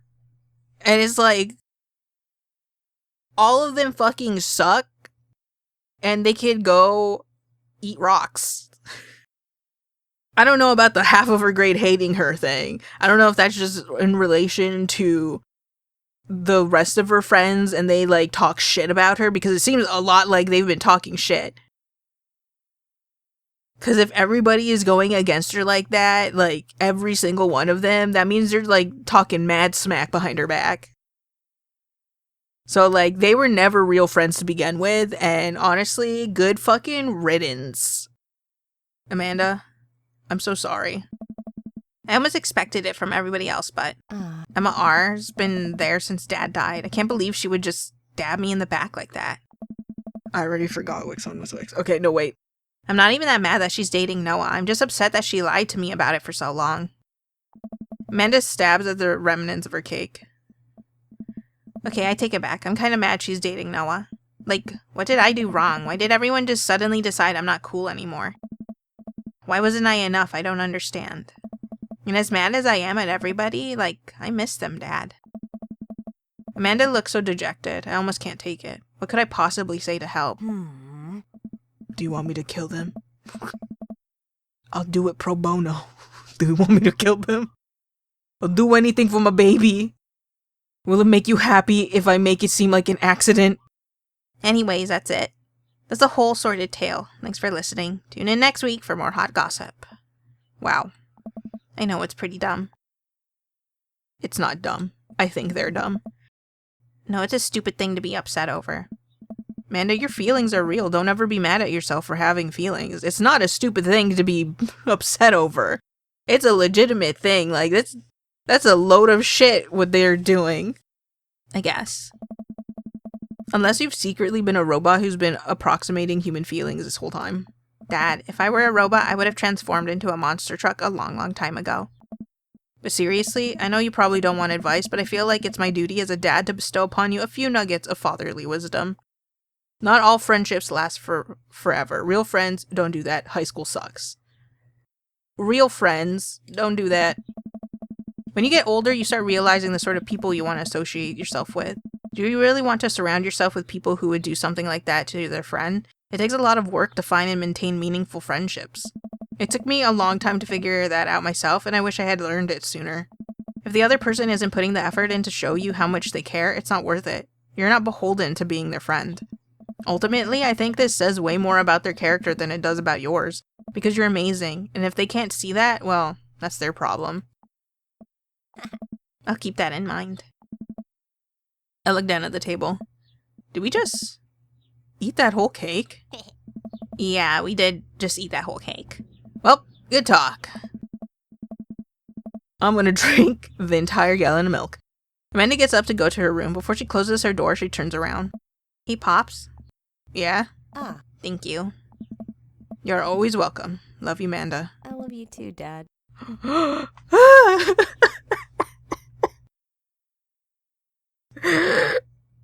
If I kill them, I don't have to tell her. Oh no! What a horrible accident! Welcome. You've got No one treats my baby girl like that. Hey V, what are your feelings about poker? I don't know how to play. Beyond hardly knowing her. Poker? I hardly know her? There it is. Well, good talk. Wait, I actually like poker. I just saw the joke and I had to take a shot. Please, Matt, I'm a dad. I'm contractually obligated. No, I get it. Anyway, we've been playing weekly poker games, and I figured I should send an invite your way. That sounds great. I love losing money. Cool, dude. See you soon. Wait, how come no one texted me before? When I was talking to Craig, I don't think anybody hung out with me. Well, I'm gonna say yes. Lose that money! Matt invited me to a poker night at Joseph's house. Oh no, I put on my going out coat and walk over. Across the way, I spot Matt, who's walking over from his own house. He's got a case of beer under his arm. Crap, I should have brought something. Hey. I have mints. Hey, man. Crap, I should have brought something. Huh, no worries, man. It's your first time. Just bring a full wallet. How long have you guys been at this for? Years, buddy. Just a nice way to keep in touch with the guys. It's never really high stakes. We pass through the fence, enclosing Joseph's backyard. Craig, Brian, and Joseph hover around the patio, drinking beer and chatting. Robert sits in the corner, brooding as usual. You didn't even invite me last time, Craig? What the fuck? V, glad you can make it. So am I. Oh, fuck. So am I. I'm psyched to take all your money. Just like old times. Craig's a resident shark. We prefer... Oh my god, hold on. I'm struggling. We prefer the term persons who's good at poker. No, I don't like it when there's too many people. It makes it harder to remember things. I'm well aware, Craig's always been suspiciously good at poker. Are you still as terrible as you were in college? Poker face. Hey, I wasn't terrible. I'm not bad at poker. I'm definitely good at poker. Everyone stares at me. Okay, maybe that was a little defensive. Okay, I'm bad at poker. God! There's no way you're as bad as Joseph. Joseph shrugs. This is basically my tithing. I'm giving back to the community. Wink. Wink. Plus, I'm happy to just sit here and eat all of Brian's snacks. Guess who brought pigs in a blanket? What the whoa, country munch. What happened to Santa Claus? Not Craig. Hey, my chia seed and granola energy balls are just as delicious. Everybody laughs. Let's just get the game going. We all take a seat at the table and Matt starts dealing cards. The first couple rounds go by easily as I'm getting the hang of things, but it's obvious that Craig is running the show here. Craig, how did you get so good at this? It's pretty easy. You just start getting a feel for everybody's tell. Like Matt will scratch his ear. Hey. Brian adjusts his pants when he's trying to lie. Now wait a second. And I think you just loudly announce to the whole room when you have a good hand. Yeah, yep, that's me. What's Joseph's tell? Everything, literally everything. That man is an open book. He couldn't lie if he tried. Well, at least I have God on my side. See, you can't even say that with a straight face. What about Robert? Honestly, the man's an enigma. Robert raises his glass of whiskey to us in a solemn salute. I think he'd wipe the floor with us if he actually tried. I'm just here because I enjoy the company. Robert pulls out his phone and stares at it. Robert, is that a flip phone? Yeah. Yeah. Well, oh my god. What? Are you a drug dealer now? Hey. Yeah, what do you need? Horse, speed, Taiwana, Johnny's? Can get you the street stuff easy, but if you're looking for something exotic and designer, that's maybe 72 hours and a favor called. Maybe I won't need you today. Maybe I won't need you tomorrow, but someday. Oh, I don't really... I think I'm good. Right. But still, if you got the coin, I got the goods. I dropped my phone in the toilet and this is a backup until I can get it replaced under warranty. Everyone murmurs their sympathies. We've all been there. We go back to playing. I really gotta stop eating those pigs in a blanket. Pigs in blankets? I don't know, but they're very good. I think there might be cheese in them? Ugh. I don't know if I got enough to raise you on this round. You can always bet your firstborn. Hey. If you think it can handle another one, be my guest. Briar and Hazel are a handful to say the least. Buddy, you think 3 kids is a handful, try 4. I'm operating at 100% dad capacity at all times. Actually, it's technically 5. Christine saw a commercial for one of those dolls that poop and wouldn't stop asking for it. We ended up getting it for her birthday, but she's so grossed out by the fake baby poop that she makes me change its diapers. So now I'm changing the real baby and the fake baby. There's just a lot of poop in my household right now. Daisy got one of those a while back. One night I walk in on her after she had tried to take the doll apart to see how the poop mechanism worked. But then she couldn't put it back together and started crying. Poop everywhere. Fake poop, but still. That reminds me of... Wait, do we all have poop doll stories? Everyone nods in agreement. Guys, I really don't need any more poop in my life. Guys, I really don't need any more poop in my life than there is already. Can we just get back to poker and not talk about poop? Matt deals another hand and we quickly forget about the poop. We run out of pigs in a blanket, so we switch over to Craig's healthy snack food. It's actually not terrible. Hey. These kale chips are phenomenal. We should sell these at the coffee shop. Oh. It's my own recipe. I'd be happy to give it to you guys. Oh. I can see it now. Pierce the kale chips. Hey. Pierce the Veil is a popular post-hardcore screamo band out of San Diego. We all look at Matt confused. It's maybe not any of your wheelhouses. How's the shop nowadays? Hey. I'm busy as ever. I'm toying with the idea of hiring on another person to work the counter, but I haven't found a good candidate. Hey. If Amanda's looking for a summer gig, let me know. It's really nice of you, but I think she's been burned too badly by coffee shops before. Literally, not figuratively. Hey. Matt cocks his head to the side. I'll ask her, though. We get down to the final hand of the night, and it's Craig in the lead by a landslide. Joseph has long since lost all of his chips and has taken to tidying up, refusing any help from the rest of us. Brian deals us all cards. So what's it gonna take for Robert to give a damn on this round? Robert looks up from his half-empty glass of whiskey. Do you really want to unleash the beast? Well, now I'm curious. I got a long history of being a gambling man, but I'll do it if you make it interesting. None of this penny chip nonsense. I got a Lily 18-year single blend sitting in my closet right now. Was saving it for when River turned 21, but I'm willing to put it up as collateral. Sup? Now you're talking my language. He throws the keys to his truck on the table. She's seen better days, but she can still pull a tree trunk out of the ground. Nope. Myself and everyone else at the table immediately fold. Deal the cards, Bry Guy. Are you guys sure you wanna... You heard the man. Deal. Brian deals the next round of cards. Craig stares daggers at Robert, who casually sips his whiskey. So I know what you might be thinking. Robert put his old workhorse up for grabs, his only mode of transportation. At times in his life, his only home. How could he be so sure of his abilities in gambling? I'll tell you right now, Craig. I wasn't always like this. I was a lot like you. Smart, talented, cocksure of my own luck.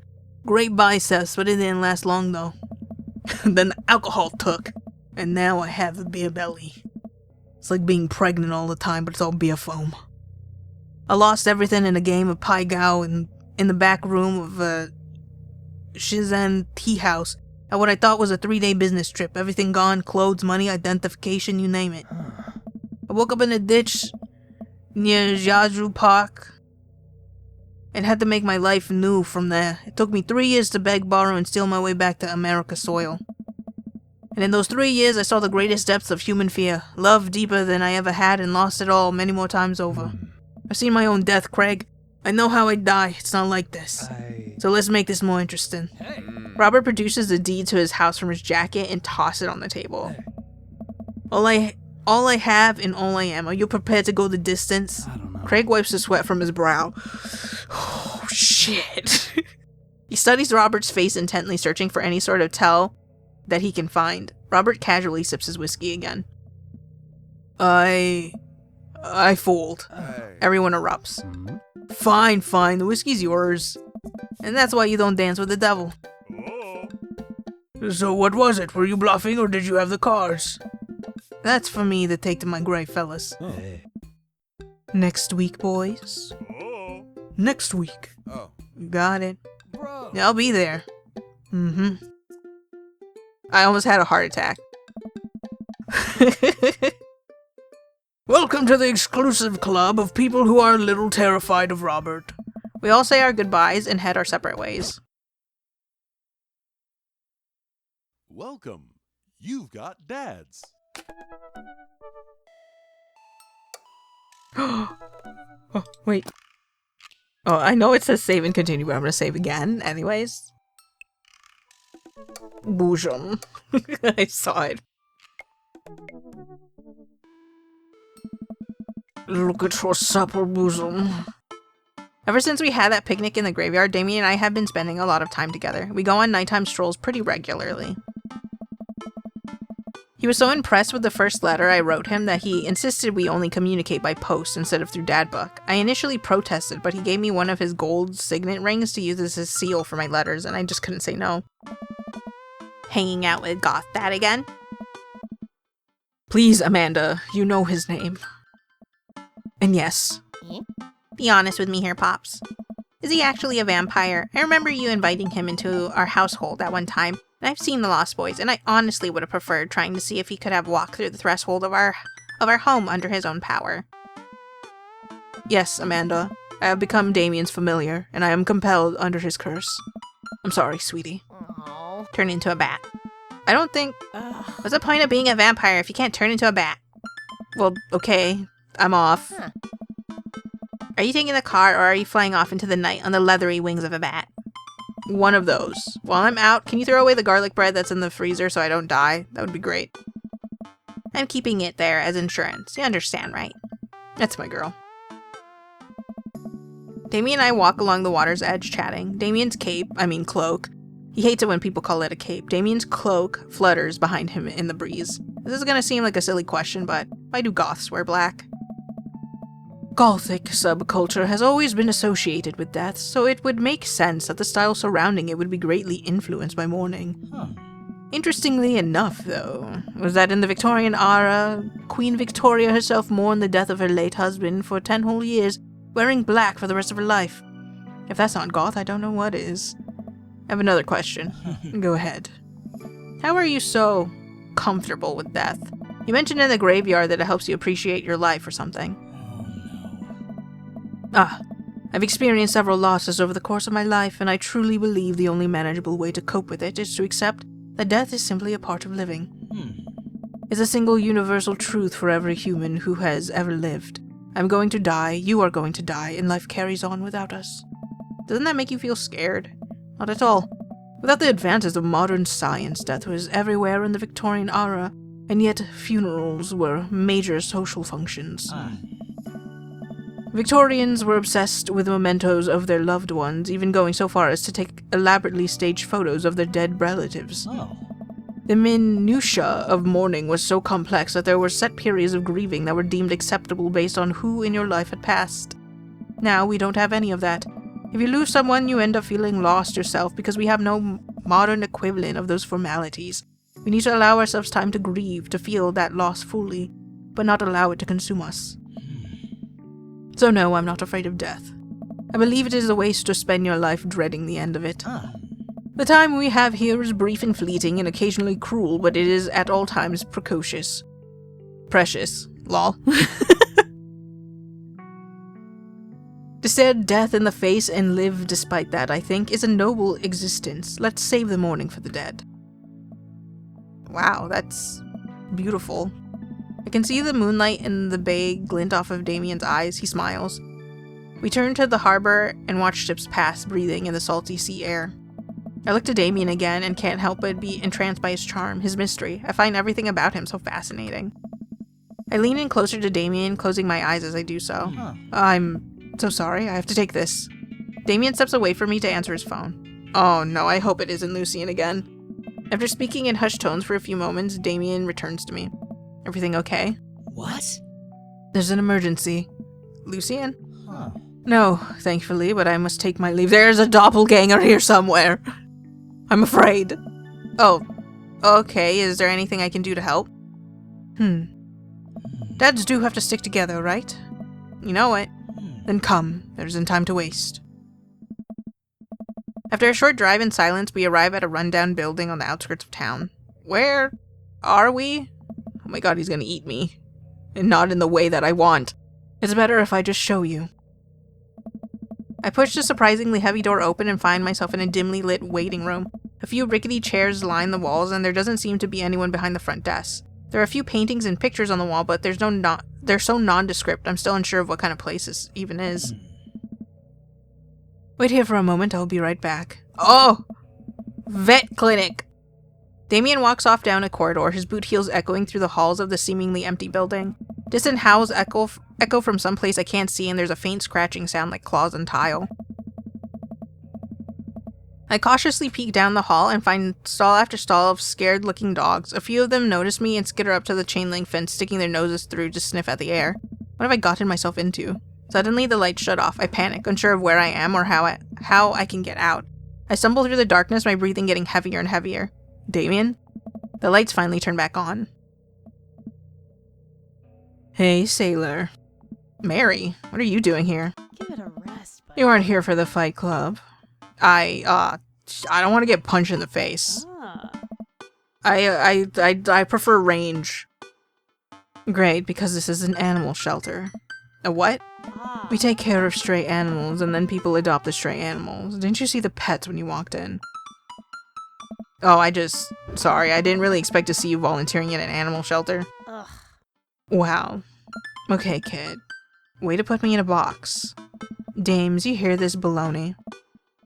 Just one moment. Thunder cracks and a door bursts open, appearing from the shadows I see. Damien? This is weird, I don't like this. What is this mundane outfit? Hey.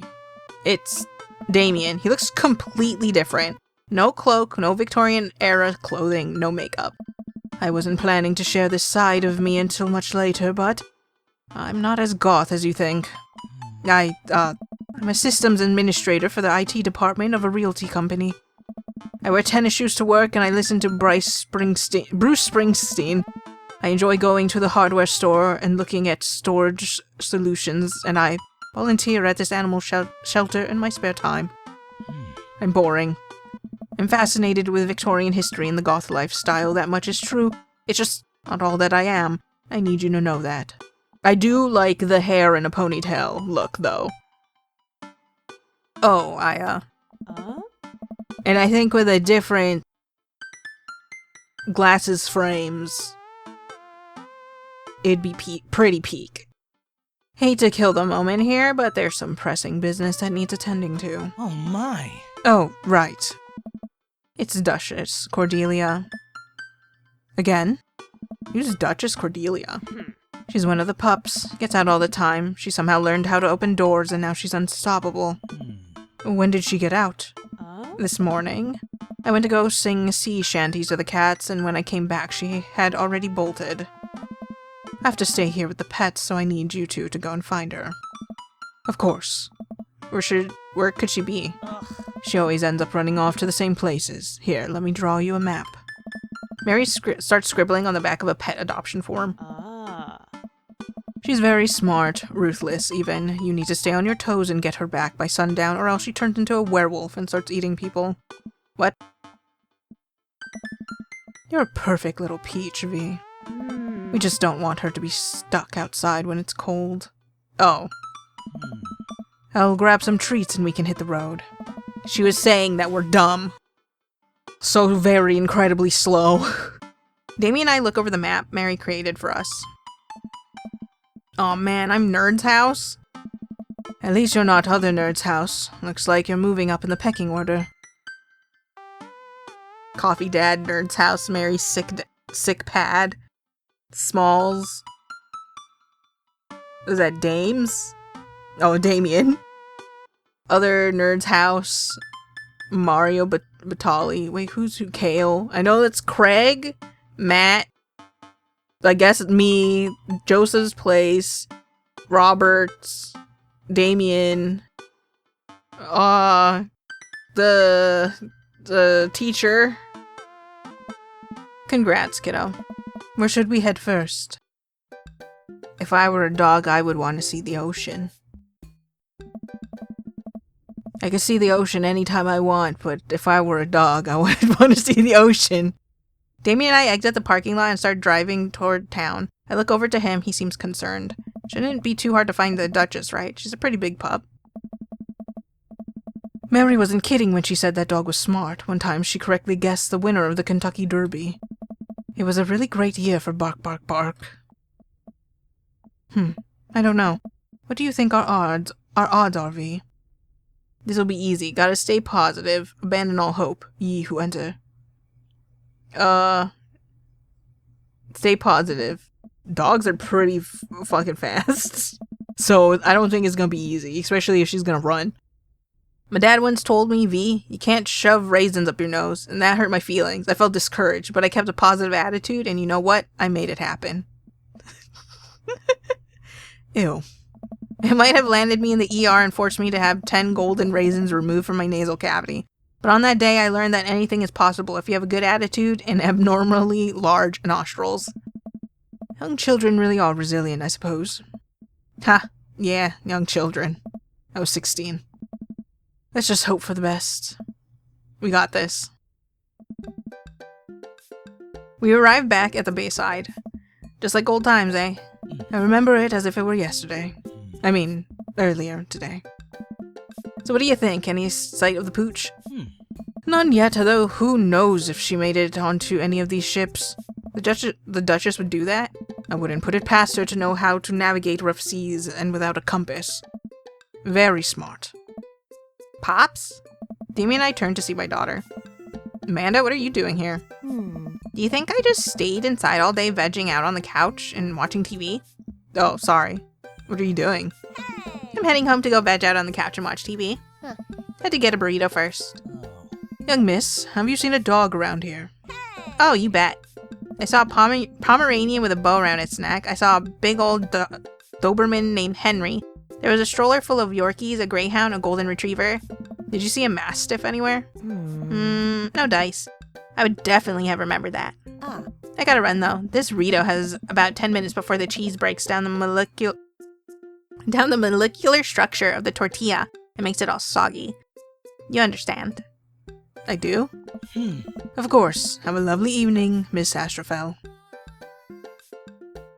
If not the Bayside, the next best thing, looking at fishies. Damien and I stopped by the aquarium. Everything looks in order here, but it might help to get out of the car and take a look. Seen anything? No dog here. Not even any sign of her. Did you know that penguins are considered the goths of the sea? Damien, I want to believe you so badly. Wait, didn't we just go to the Bayside? Where did we go? The aquarium's gone. Softball field. Because what better place to run?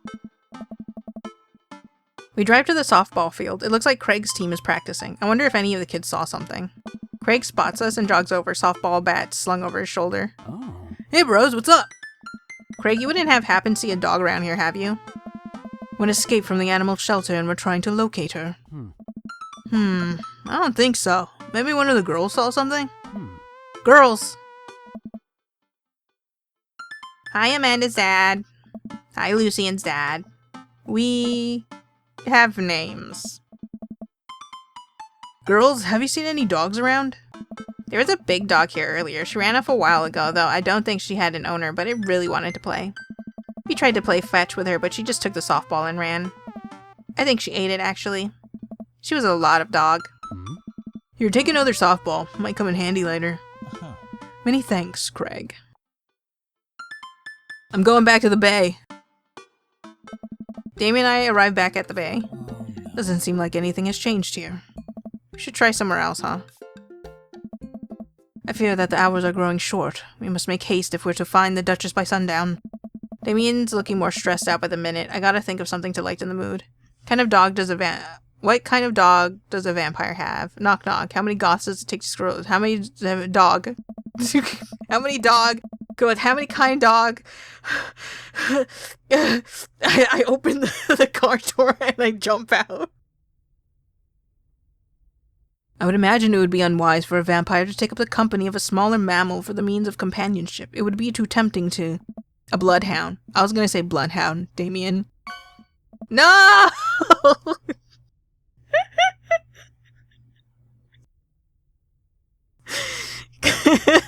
Fuck!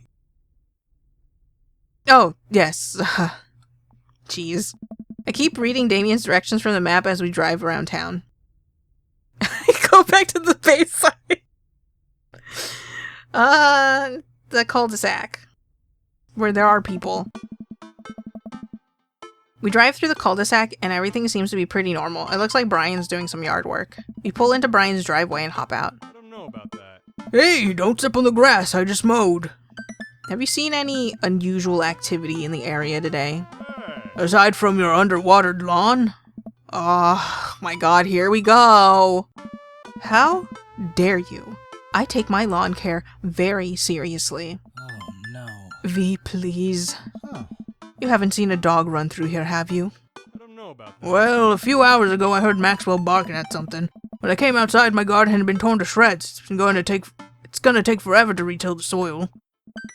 That could be a dog or a rather feisty raccoon. Whatever it was, it must have been hungry. Ate all my tomatoes. I'm very sorry to hear about your garden. If you need assistance restoring it to its former glory, please don't hesitate to contact me. Yeah. Will do, buddy. Good luck finding that dog. Oh, Don't help no. him, Damien. He's my rival. She's probably still hungry. I wonder if she's looking for more food elsewhere. She's probably still hungry. I wonder if she's looking for more food elsewhere. Food? That'd be the coffee shop. We park in front of Matt's coffee shop and walk inside. It seems like a slow day. Matt sits behind the counter reading a book. Hey, Matt. Oh. Didn't expect to see you two today. What's up? Huh. Have you seen any stray dogs around? Actually, yeah. I caught one digging through the trash earlier. It ran away when I tried to get closer, though. Did you see what direction it ran in? That thinks for a second. Hey. Might have been running east, I think. That pup tore through 3 pans of old, grateful banana bread. Want to take some for the road just in case? Why do you make so much banana bread? Sure thing. Matt packages up a slice. Thanks for the slice, the road slice. This banana bread is gonna be so good. I think he meant to give it to you for the dog. Right, I meant it's gonna be so good for the dog to eat and not me. I feel like we're on the right track. You think? If we keep this up, we'll find the Duchess in no time. Hey, if you like dogs so much, why don't you have any? Lucien is severely allergic. I wouldn't put him through that. You know there's dogs that are hypoallergenic unless he's like just the craziest amount of allergic. But there are still dogs in my life, so for that I'm grateful.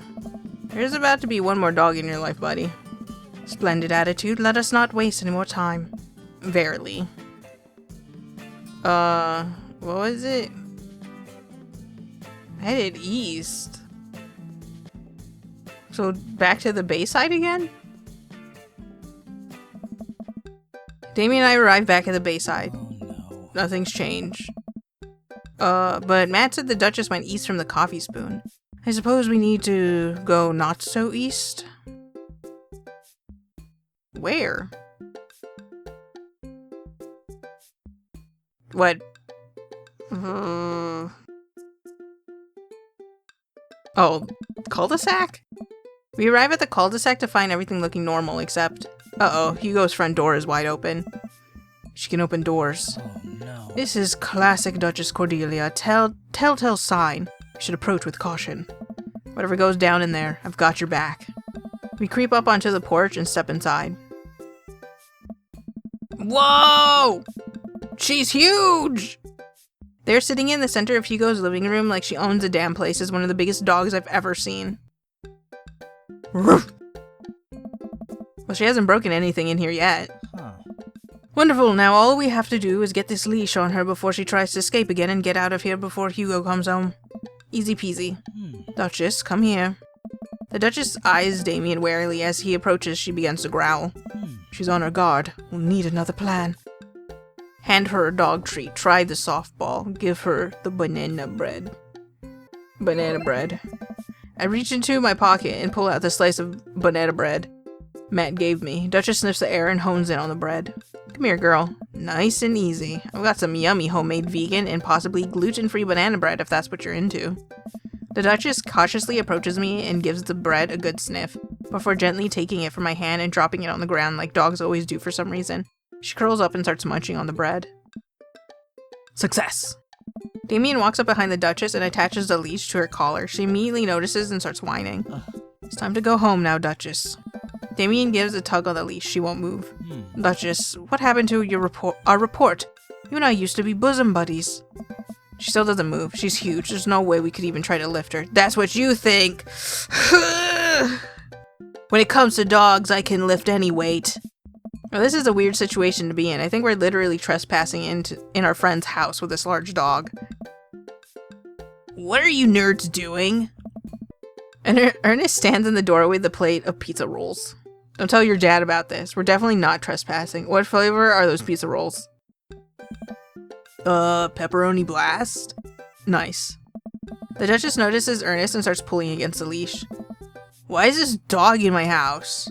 It's so long. The Duchess suddenly breaks free from Damien's grip and hurtles towards Ernest. Oh no, she's gonna kill the child! Ah! Ernest and the Duchess fall to the ground. Pizza rolls fly everywhere. The pizza rolls! This is bad. Ernest, are you okay? Ernest feeds the Duchess a pizza roll. Hey, she likes pizza rolls! Ernest sits up, but the dog keeps licking his face. Oh, hey. Hugo stands at the door looking like he's at a loss for words. Whoa! What are you guys? Whose dog is this? It's a long story, but it involves a large dog who knows how to open doors. Hugo, may I present to you Duchess Cordelia? How do you do? We're friends. The Duchess licks at Ernest's face. She's from the local animal shelter. She got out and we've been chasing her all around town. Your house was her final stop. Can we keep her? Ernest, I don't know if we're set up to take care of What? Wait, did you just call me Dad? Come on, please, look how cute she is. Hugo sighs. We had been talking about adopting a dog for a while. But you have to promise me you'll take care of her. Yeah, I'll give her all the pizza rolls her little heart desires. I suddenly remember what's on the back of this map and pull a pen out of my pocket. Got the forms ready for you if you're interested. I'll even waive the adoption fee since, you know, we technically broke into your household. Well, alright. It's a deal. Hugo steps onto the porch with us and signs the form while Ernest plays with Duchess inside. He sure seems to be happy with his new friend. Oh! I know. He called me Dad. Can you believe it? Damien places a hand on Hugo's shoulder. I certainly can. I think this will be really good for Ernest. It should teach him some responsibility. You should probably look into getting better locks on your doors, though. The Duchess is a wily one, but do right by her and she'll love you two forever. Thank you. In long story short, the Duchess now lives in a happy home and neither of us were charged for breaking and entering. So all in all, I think it was a fine day's work. Nice work, you two. V, you could be a valuable asset to our team of volunteers, you know. If you ever feel like petting some puppies, hit me up. Mary, I always feel like petting puppies. Good to know. Well, I'll catch you fellas later. Mary starts to leave. And one last thing. Damien's been telling me about you. Glad he finally brought you around. Oh, yeah. Damien's my special boy. I love him. We go way back and I got a vested interest in his health, success, and well-being. If you ever hurt him. Mary. You can fill in the blanks. I can't, actually. I'm too stupid. I gulp. Yes, ma'am. Mary leaves me alone with Damien. So, about the whole goth thing, I, completely understand if you aren't interested in me anymore. What? Am I missing something here? I'm not a cool goth prince. I'm boring. I own 5 pairs of tennis shoes. I wear dumb glasses. Don't you care? He looks so nervous. The glasses we can change. The tennis shoes, they're just easy to wear. Damien, this is not even a real suit. These are pajamas. Damien, do you really think I only like you because of all the goth stuff? That's all cool, but the best thing about you is how passionate you are about the things you love. History, art, Victorian fashion, dogs, storage solutions, it doesn't matter what it is, you care, and that's awesome. And also the glasses are very cute. You don't think I'm boring at all? If you're boring, then I don't know what that makes me. I just want you to know that I had options, and my options were, I'm going to sleep. If it wasn't for the fact that I had to go out to the barbecue, I would have been asleep. I spend too much time online shopping for flashlights. I get excited to mow my lawn on Saturdays. I get cranky about commercials being too loud. I've even been thinking about making my own peanut butter. Then maybe we can be boring together. It would never be boring if it was with you. I opened my eyes, glittering and filled with love. Damien suddenly closes the gap between us and pulls me into a hug. He buries his face in my shoulder. His hair smells like lavender and rosemary. Oh no, those are the two things that those are the two smells that I don't like. But if it's you, Damien, I will accept it. I was so scared you wouldn't like me. Oh my god, imagine like the smell of lavender and rosemary. I'm just like, wait, no, I'm sorry, we can't do this. I was so scared you wouldn't like me. Quite the opposite. Damien pulls away for a second and looks me in the eyes. Without the colored contacts, his eyes are so dark and soulful. Oh. You are wearing contacts? Lies, deceit. May I kiss you? Of course. Does a bat have wings? Thou art welcome. Verily, you may take upon yourself the... You know what? Just kiss me. He smiles slightly and leans in, giving me a gentle kiss. Damien pulls away and gives me an intense look. Do you want to help me take care of the puppies? Yes!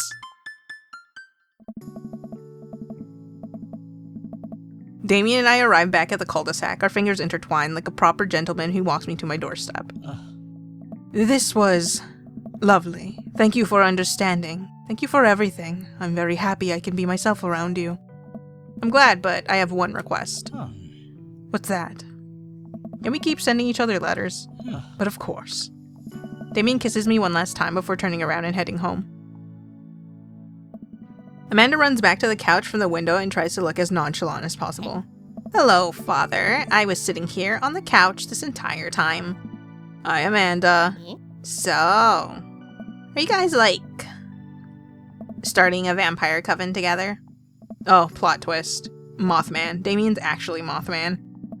I didn't see it coming either. Genius. Well, whatever's happening, I'm really glad you two are happy. You deserve it, Dad.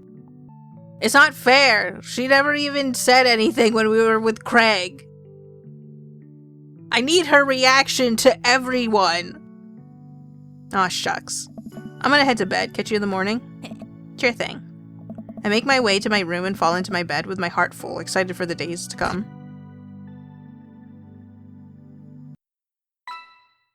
Date complete.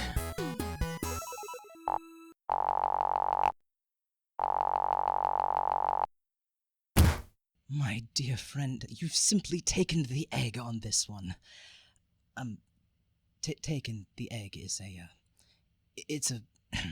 it's a Victorian phrase. It technically means winning, so, ultimately, you've won. Okay, nerd. Amanda walks through the door with a suspicious look on her face. Hey, Dad. Good start. Something's fishy.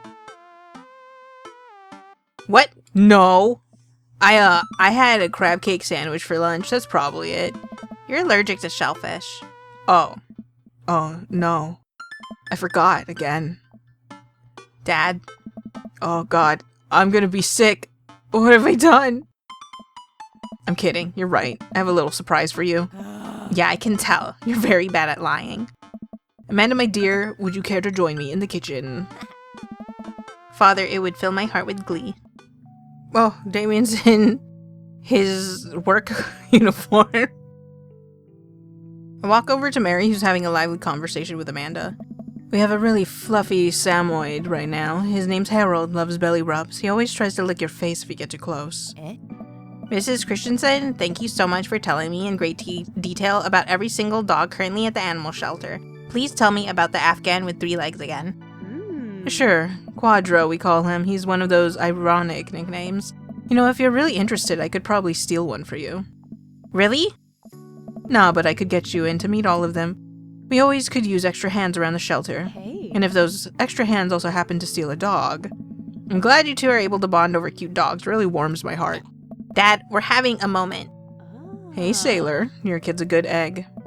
Where's your goth prince? You two are usually attached at the hip these days. He's around. Stellar. Mary turns her attention to Amanda. It's not too hard to sneak a dog into college. Trust me, I did it plenty back in the day. At one point, I had 3 cats living in my dorm. I decide to leave them to it. All of a sudden, a huge dog leaps up into my arms. Duchess! Hugo and Ernest run up to me. Duchess gives my face a few broad licks and hops down. I don't know. We're working on that. Got her in a disciplinary class. She's a wild spirit who runs where she may. I don't mind at all. Huh, looks like the 3 of you are getting along nicely. She's a valuable addition to the clan. If I hold up my homework in front of her, she'll eat it. Cool. We'll deal with that later. Duchess Cordelia spots a squirrel and darts across the yard. Ernest follows her, laughing. He's actually been a lot more manageable lately. I think taking care of the dog is good for him. Thanks for breaking into my house, I guess. Anytime, and I'll do it again. V! Brian, you made it! Hey. Huh, I don't pass up on good Mac. What do you think of the party? It's not bad. Skip, bitch. Hello? Skip, we've already talked to you. Bye. Goodbye. Goodbye! Leave me alone! Hey, bro. Bro! Oh. This is a real rager. Taking our older age into consideration. Trying to be in bed at a responsible hour tonight. Don't let me get too wild. Hey. Don't worry, dude. I'll keep an eye on your fruit punch intake. You know, I'm really glad we're bros again. Me too, dude. Brian and Hazel peek out behind Craig. Hey, little ones. Hello. Hiya. Thank you for all the ice cream cake. Wait, girls, how much of that did you eat? Briar ate 4 pieces. Ask any witness. No, I didn't. Hazel ate 4 pieces and wants to pin it on me because we look alike. I have your face. Nobody will ever believe you. Oh boy. I'll Let you guys figure this out. Good seeing you, Craig. Let's hang out soon, yeah? Hey. Totally. Tell Amanda congrats for us. Looks like you've settled into this neighborhood quite nicely. Yep, couldn't ask for a better cul-de-sac. Well, I'm glad. Hopefully, we'll see you at more... Nope. Church events. Goodbye. Hugo comes up to me with a plate of mac and cheese. Oh. The perfect cheddar to mac ratio. Welcome. Beautiful work, V. Welcomed and beautiful. Thanks, Hugo. You know, I'm really pleased to see Amanda going to a dream school. I'm glad she turned it around for finals. Me too. The scholarship money will really help. Oh. Hey. Good stuff. Yep. See ya. Oh. Hey, man. Matt. Let me know when Amanda leaves for college. Yep, all about banana bread. Hey, Amanda's dad. I turned to spot Lucien walking up to me. Yes, Lucien? Thanks for inviting me to your party. Anytime, bud. I know we had a rocky start, but I'm glad to know you. I hope you know how much your dad cares about you. Yeah. My dad had a rough couple years, and I know that it mustn't have been easy to raise me alone. He's kind of a weird guy, but I love him a lot. Seems like you make him happy. So, you're cool in my book. Thanks, Lucien. That means a lot to me. Sure. Let me know if you want me to give you a stick and poke sometime. Thanks for coming by, Lucien. See you around, V. As the party starts to wind down, I take a seat on our back porch step. I sit. The sun is setting and everyone seems to have eaten their fill. Amanda wanders over and sits down next to me. Killer party pops. What can I say? I was inspired. So, I also have something for you. For me? Why? Not to be completely genuine about my feelings for once or anything, but growing up wasn't easy, but it could have been a lot harder if it wasn't for you. Dad, you've been there for me through everything. There's been times in my life where you were my only friend. I was really scared of going to college and being so far away from you, but I realized that everything you've done for me has been to prepare me for this, and I'm ready. I wouldn't be who I am today without you. Don't cry. I swear to God, V, if you cry... You're the best, Dad. I love you. And I'm crying. There goes the tears. Anyway, that was enough emotional vulnerability for one day. Present time! Amanda hands me a tiny wrap package. I tear the wrapping off to find a framed picture of me and Amanda. It's us. Kinda shocking all of our photo albums are just pictures of me, huh? I figured we needed at least one together before I leave. Amanda, thank you. Watching you grow up has been the happiest experience of my life.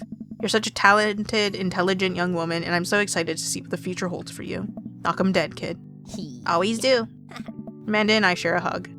This is only the beginning, Pops. Plenty more memories for us down the road. Memories to make and stuff to break, right? Ugh. Oh, I'm gonna break so much stuff, intentionally and unintentionally. You're probably gonna have to pay for most of it. It would be my honor. Amanda hops up. Looks like someone's been waiting to talk to you.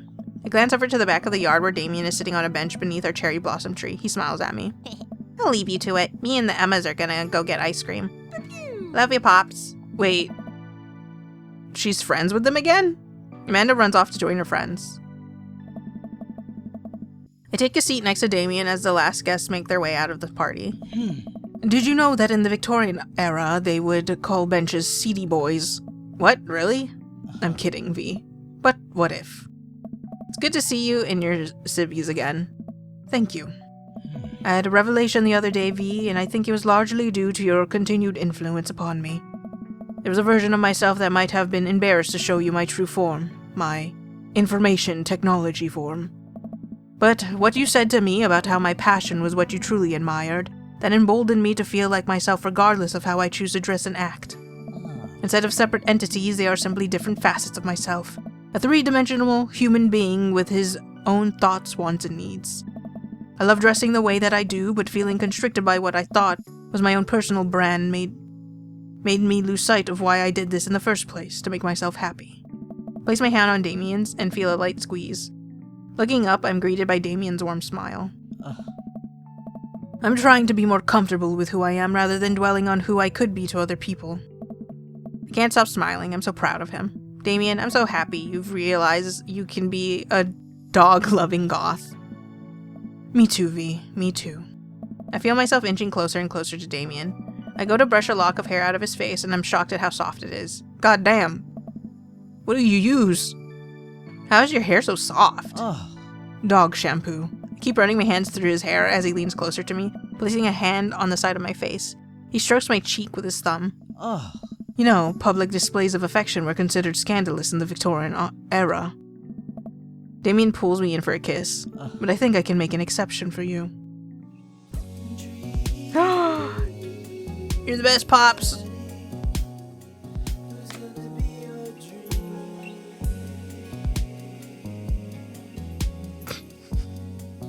Taking a picture in the cemetery like this? Insane.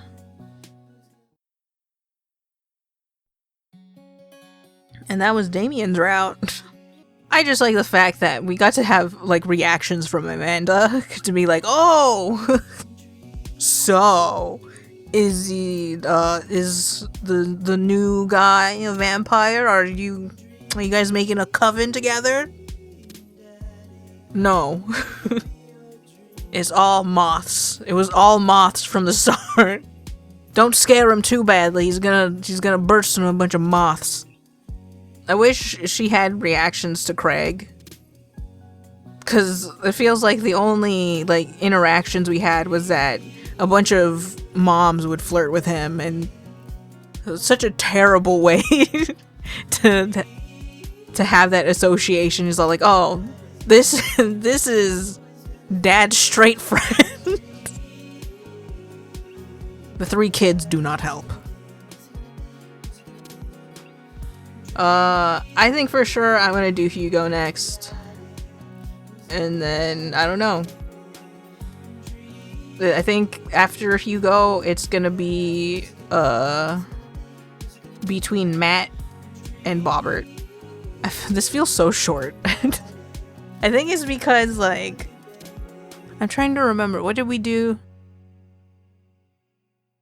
No, yeah, it does. I think Craig's one is still at the top. But the interactions with him felt more abundant. Cause there's like, you go to the pizza place, you hang out with him at the gym, There's the baseball stuff. But with Damien, it feels like we literally just went on dates. Like, it didn't feel like a friendship kind of built up. It just, like, let's go. That's it. So, it's not so much that and then with Craig's, there was the whole trying to find River's toy and stuff. So there was a bit more packed into his story than in Damien's. We didn't even really interact with Lucien.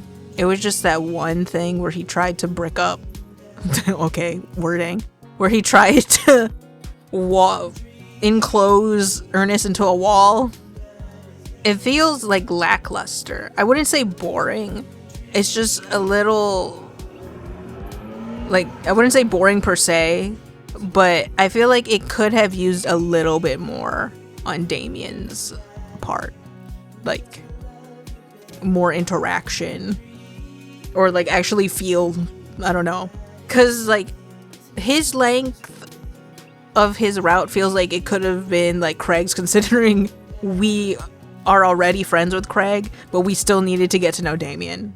You know. But, whatever. Craig's still at the top, and now it's Damien. It did not really change rankings. It just added on. Anyways, I hope you guys enjoyed this one, and I hope to see you guys in the next one or anything else. I am sleepy and it is hot. I need to turn on the AC. Goodbye.